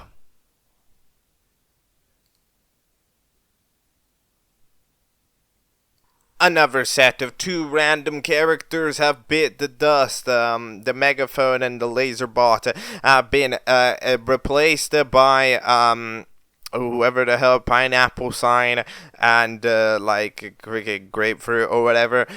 Again, I'm just gonna presume that there was a problem with the recommender. If this shit happens, if there's another reason and the reason is for a joke or anything, then I don't get it. Cause like, why would you ever do that if it's not for a technical reason? So okay, we end up having the team's elimination. By the way, majority of characters have gotten some semblance of a redesign, at least as far as I'm noticing. Like, that sign is redesigned, this juice ball is redesigned. Like, pretty much everybody on this team's redesigned, except like the Windows 95 can. Then, like, even on the other teams that we get to see for a moment, we get to see the majority of those characters are redesigned. So, yeah, like, assets have definitely switched up. The rough draft ends up getting eliminated, but I was correct that, yeah, if you do something, you are probably up for Elam. You're probably, like, nearly there. It ended up being rough draft that's out instead of Cork, like, whatever, right? But they dip away, and then we have the challenge, be the jump. But yippee, such a tough challenge, so entertaining. We end up having the team with the portal radio on a jump, and they end up choosing the one team that's never been up for Elam to be up for Elam. So yeah, we got a couple of fellas who I predict to get out. Enter key. I don't know. Yeah. Oh, these fellas have also had themselves a little bit of a redesign. Spiky especially. They're like way thicker lines now. Enter key a little bit. Medicine tablet more clear cut. But yeah, just a little bit in general. Okay, yeah, sure, we can do that, I guess. You know, I mean, I don't know why these redesigns sometimes feel a little weird. It's probably because they feel kind of unnecessary a lot of the time. Where it's like, well, I'm not seeing these characters for more than 3 seconds anyway, so do I really care if they look better or not? Like, it's kind of that. I think that's why it kind of throws me off a little bit. A little bit weird is that, oh well, I don't care, right? Because like I don't get to see them anyways, right? So it's not like their design matters too much if I don't get to see them. So yeah. Episode 8, Live, Laugh, Bank.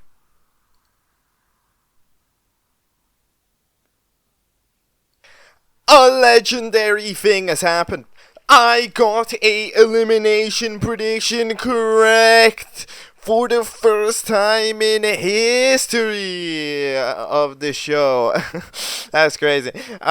Anyways, Guacamole Recovery Center drops by, and Guacamole gets revived at the Guacamole Recovery Center. Actually, wait, they're not even called Guacamole. They're called Guacamole. Okay, sounds cool. So Guacamole gets revived and proceeds to host the elimination. They apparently eliminated the awesome fella. They sent them to fucking green, which is nice. That's cool.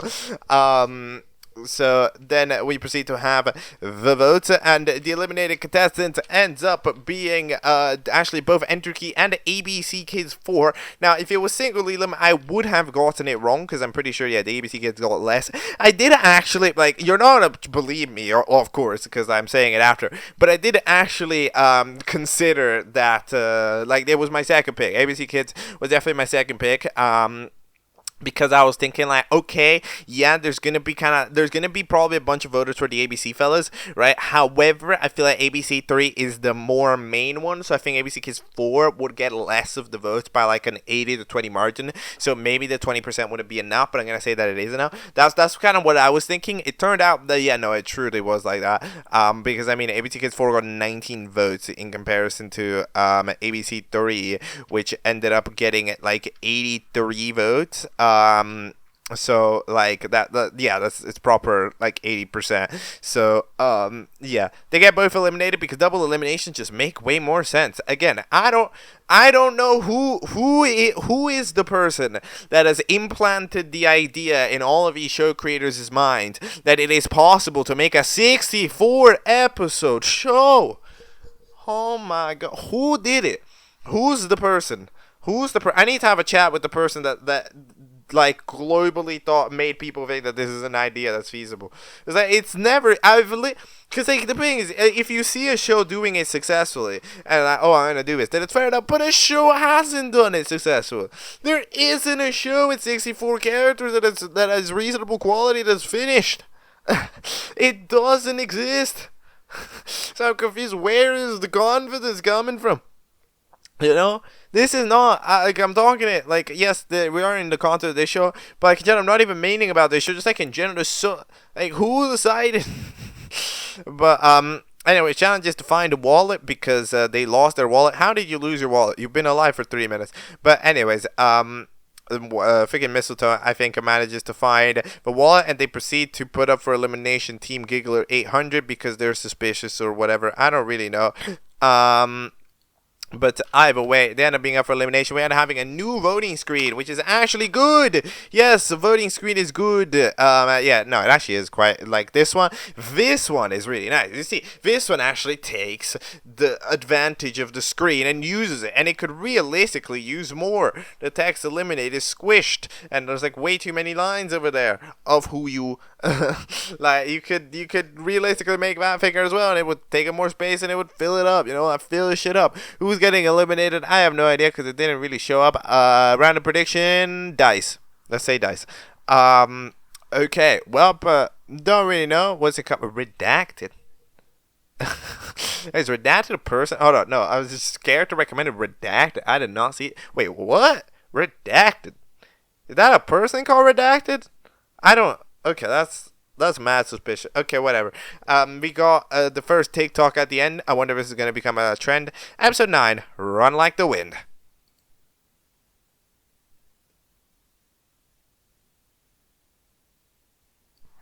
Okay, so that is the episode 9. So we end up continuing on the encyclopedia of object show gags. This time we get the BFDIA run. That yes this is a meme. And we end up having it yet again. I believe a couple of new assets. I swear this dice asset looks different. But yeah, you ended up getting dipped off alongside Potion. They got eliminated. I guess we don't like blue. And then they ran away. But I got correct though. Until they eventually got caught over by the lily pad, who ends up nominating a Light Pact for elimination. We also definitely have a portal radius definitely changed design because there's actually a glow on the glow, right? I know, right? Crazy. There's a glow on the light, that's cool. But yeah, we also have the introduction of a speaker boss or a guacamole speaker boss, so that way I guess the speaker boss dies. We gotta know. One thing I didn't realize that it was actually vote to eliminate. I didn't spot this. It's vote to eliminate now instead of vote to save. Which I mean, it's probably better. Again, I don't know how this show works. Okay, in the nicest way possible. I don't know how this show works. 6,000 votes. 6,000. What do you mean? You didn't get 6,000 voters. Like, that just didn't happen. So then what did happen? Like, I don't know, but for some reason 3,000 of them decided to vote out the Potion. This is why I think that the voting results have been completely scuffed. But anyways, we end up having the ending screen for some reason 5 and 2. What? Vote to eliminate only one member, so double eliminations have been banished yet again because I don't know. We're back to overconfident hands. Who gets out? Random person. Fancy pants. Okay, there we go. All right. let's jump into GGGI 10. Wait, the return of the lamos. Here we go.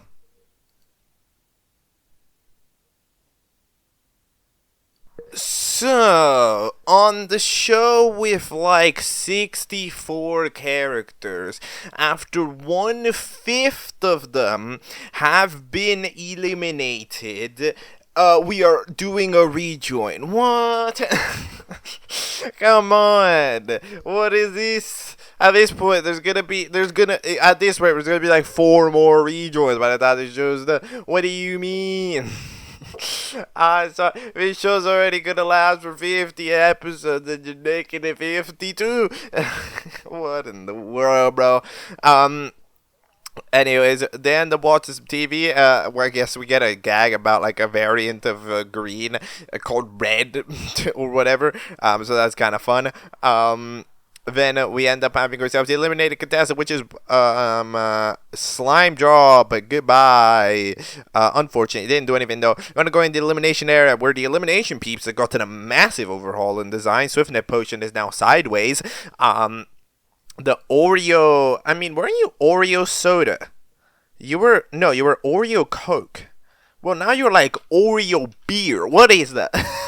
Like, that is not Coke. That is beer, bro. Oreo beer we got. Like, that is already one of those glass jars. Okay. The messages one, I guess, has been modernized. Dice looks exactly the same. Interkey looks the same. 35 has been modernized. But yeah, who should get in? I don't know. I mean, messages has the most clearly presence in the voting card. So maybe they can join. Although Circle Loaded Dice does use a ukulele because of apologizing, I think, or whatever. So yeah, let's say messages. Let's go with messages rejoining. Because, you know, they got a lot of spotlight here, so, you know, a lot of the time, look, here's the deal. A lot of the time, this spotlight mumbo jumbo balumbo kajumbo doesn't seem to work. However, I'd say in this case it does. Also, yeah, I've been paying attention. Redacted is still there, so that means that, like, Redacted is just a person. Yo, who are you? Nice way, Paul. Can I ask, why did you decide to be called Redacted, right? Because I need to know. You know, because I'm a bit confused at this name. You know, like it's just kind of like it's just a little bit of a goofy name. I have to be 100% honest. You know, it's a tricky name to you know wrap your head around. You know, but all I'm saying is that Portal Radio lives another day, and that means that I am happy. So yeah, that's all that I need to know. And the next thing that I need to know is episode. It is episode 11. Of GGGI. It is titled Greetings. No, okay. Fine. Okay, look, I'll stop being stupid. All right. Okay, I'll stop being stupid. It's just that this episode didn't exactly have too much going on. I'm gonna be 100% for real. Oh yeah, Desolation. Okay, whatever. It just appeared. What is this image? This feels like the type of meme that would be around in Poland. Okay, let's. I'm getting distracted. I got distracted by me trying to distract myself, but now I'm distracted. I'm overdoing it. Episode 11 of Guacamole's Giant Game Show. Indeed, greetings. Okay, here we go.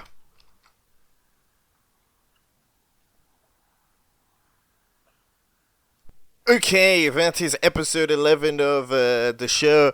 So, you know what I've been trying to note? I've been trying to figure out the assets on this intro change, and yet they don't change.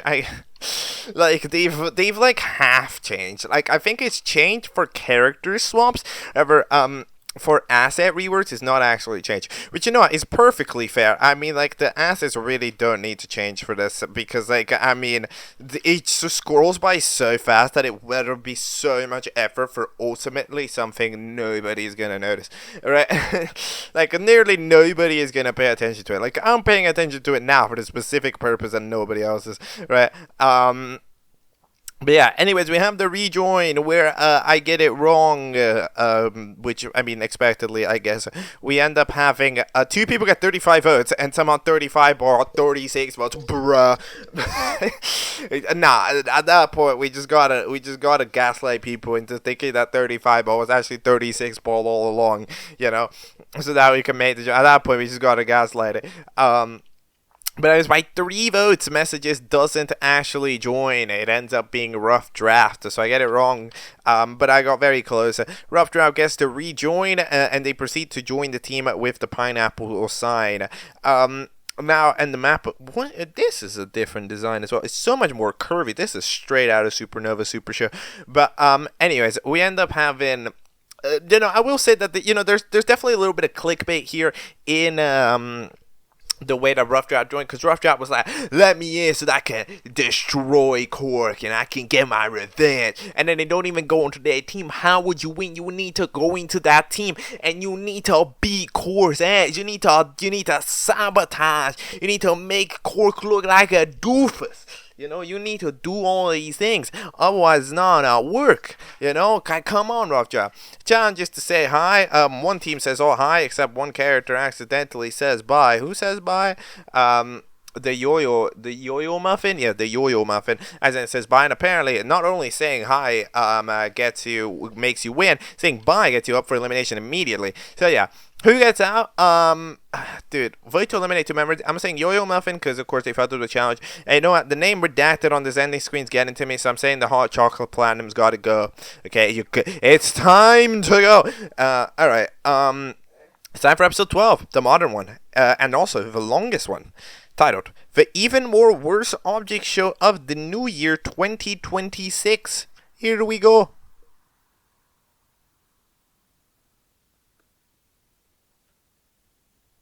Alright, so that is episode 12 of Guacamole's Giant Game Show indeed. So it's been a long time since episode 11, if I'm not mistaken. Let's check exactly what the damage is. So, 4 months. Okay, it's 4 months, but in those 4 months, a lot of stuff has developed. Green has had its final set of episodes. We also ended up having... object whatchamacallit, which I don't think is still active. However, it's a thing that's happening, maybe. So and you can feel that stylistic set happen, because you'll notice that at the end of the day, the show ended up being this show had a relatively generic art style, but now it's infused very deeply with the Hubba Bubba art style. You can tell it. How can you tell the Hubba Bubba art style? You can kind of just vibe it out. However, it's those eyes. You see those vertical line eyes that kind of go narrower towards the middle and then eventually stretch themselves out, right? It's kind of like a Q-tip type eyes. Yes, that and that's also true for the mouth. Just in general, that is the style. Not necessarily just that, but that's the way that you can spot the style as being there. So yeah, we end up having also, of course, another set of character replacements, because I don't know, people continue. Y'all stop being problematic. Come on, and y'all stop being problematic and need to get your characters moved. Come on, bro. What y'all doing? Lock in. But we end up having also nearly everybody getting a re-asset to make do with the art style change as well. This is the 1 millionth time everybody's gotten a re-asset. This time they do look better. I do agree. Pretty much everybody looks better. There's a couple characters that are maybe a little bit weird, like Cork looking a little bit over realistic and stuff. I think the main thing that happens that gets bolstered up by both the art style and also the re-assets is that every character just looks ginormous. It's really hard to vibe this out properly. However, I don't know what it is about it. Guacamole Bowl is just literally feels bigger. As a character, they literally feel larger. Maybe that's because they're just literally taking up more space. That mistletoe, that mistletoe, it just looks bigger. It's kind of hard to explain in a proper way, but it just looks bigger. That's the main thing that ends up changing. Then I'm hosting the elimination. While everybody else is going crazy over the new people, whether they're good or bad. And it turns out that the eliminated contestant ends up being none other than Lilypad, who actually got the second most votes, other than the new other than like the not the new joined the freaking replacement whatever. Oh yeah, so the character that got the most votes got replaced, right? Did that happen? I think that's what happened because we're doing replace. Stop being problematic, please. I'm begging you, people. But so yeah, we proceed to eliminate Lilypad. Goodbye. And then we end up having ourselves also a team swap-a-roni, which means that these fellas end up being in new teams, and you gotta name them. Worst team name is up for elimination. So, I mean, it's okay. It does feel like this is the type of episode that's very much so like trying to half object show it, like it's trying to wrestle back control. I feel the type of episode, because this is the type of episode is that, I'm gonna bring the show back because people want me to, and it would be a good decision. However, I don't like any of this, so I'm just gonna change everything. That's pretty much the extent of it. Characters changed, assets changed, backgrounds changed, freaking just general style of how the episodes tend to play out changed. Now it's longer. Teams changed. Everything is changed at the end of the day, right? So like it is the same show. However, it takes so many liberties it takes so many liberties from the get-go in one fell swoosh, where it's the type of episode that immediately goes like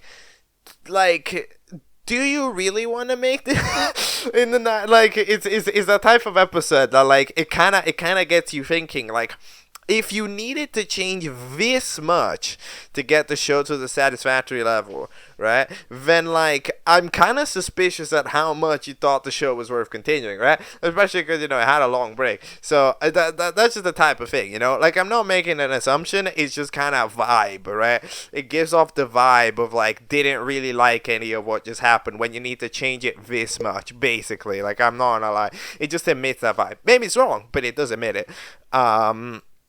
But either way, the teams end up being called Hubbas Bubbas. We end up having the other team. Oh yeah, they make an Israel joke. Why? Why do you need to do that? I don't know. Whatever. But they proceed to not name themselves that, thankfully. They end up being called the Waddle Woodles. But then we end up having Sunday, January 25th, 2026 for some reason. Is that when this episode released? January? No, this was episode February 1st. Okay, I don't know. Then it's like the fact that this released on my birthday, so your birthday might be on February 1st. Okay, fair enough. Then we end up having the map book named this team. They end up being called Homer because the whatever the fuck that is. What is that? You've been on the show this whole time. I don't know where you are. You're like a flame on a block. What the fuck? I'm trying to, now that I think about it, I have no idea what this is. Now that I think about it, I have no idea where you are. But anyways, you call the team Homer. Then we end up having the other team that is called Is, and then the audio, funnily enough, glitches out, which is fun because they were supposed to dip out anyways. There's a couple of redesigns that I'm not necessarily a big fan of. I just looked at Discord status's redesign. What the hell is it? Gray. Discord's not gray. No, not gray. Sorry, it's freaking light gray. Sorry, it's like beige. No, it's not beige. What the hell is this color? I'm not able to call it. It's like a light gray. Instead of Discord's like dark gray. Like that's just not correct. That's just not how it looks like. I'm just saying. But yeah, overall, we're having that team be up for elimination. Dividing icons are cool. I do like them because the homebrew channel potion, and then they're in the homebrew channel or the Discord status of the Discord message, right? So yeah, the voting icons are fire, and I'm glad that at least we keep the voting screen relatively well structured because it was one of the best structured pieces. Only one person gets out this time because this show cannot make up its mind whether it wants to do 2-1, 2-1, 2-1, 2-1, 2-1, 1-1, 2-2. It just does whatever the fuck it feels like. Okay then. And overall, yeah, that is Guacamole Giant Game Show indeed. It's got some potential. I did find this episode quite interesting because for as much as, I've seen quite a bunch of Hubba Bubba shows, I've never gotten to witness we've so far never witnessed what a Hubba Bubba long form episode would be, right? Because every green episode ended itself in under 2 minutes, and whatchamacallit episodes were under 1 minute, right? and the old episodes, they sound up over 3 minutes. So this is the longest episode that we've seen from. But and I think there's some interesting things, those little arguments there at the start. Like, I do believe that there is a little bit of potential at the end of the day. For a show, for maybe the concept of, a longer form show to be attempted one day. I maybe believe that's one of the issues that might be faced, is that I think there is a little bit of a reason why you'll notice that there's very little action in any of these challenges, right? Like, in no green challenge are we exactly having that much running around. In no challenge in this show we're having that much running around, right? It's a lot of characters sitting there, standing there, maybe doing a jump, maybe showing off a thing, right? So, like, action is something that I feel like the show might struggle with, in the same way that I'm imagining the obvious show that is filler kind of struggled with this quite a bit, right, for a while. With this type of, like, the characters look pretty good, but actually having them move properly, dynamically, that is something that is like a little bit more complicated, right? So I think that's the same thing that the show might be suffering from a little bit, is that the characters move perfectly suitable, right? However, there's just a little bit of a problem when it comes to giving them high after movement. So, like, I don't know, I've not seen this show to pull off an action scene, like a character running, for example. I've not seen that. Could it do that? Maybe, but I've not seen it, right? So until I see it, this show, and if you're gonna do longer form, you would need to be able to have more dynamic character movement, which currently I don't know if I'm too confident that they would have. Especially as their assets are, not too mobile. But yeah, I don't know. We would have to see. But it would be an interesting theory. It would be an interesting thing to test out for sure. But whatever. Let's go to the outro now that we've talked about this show.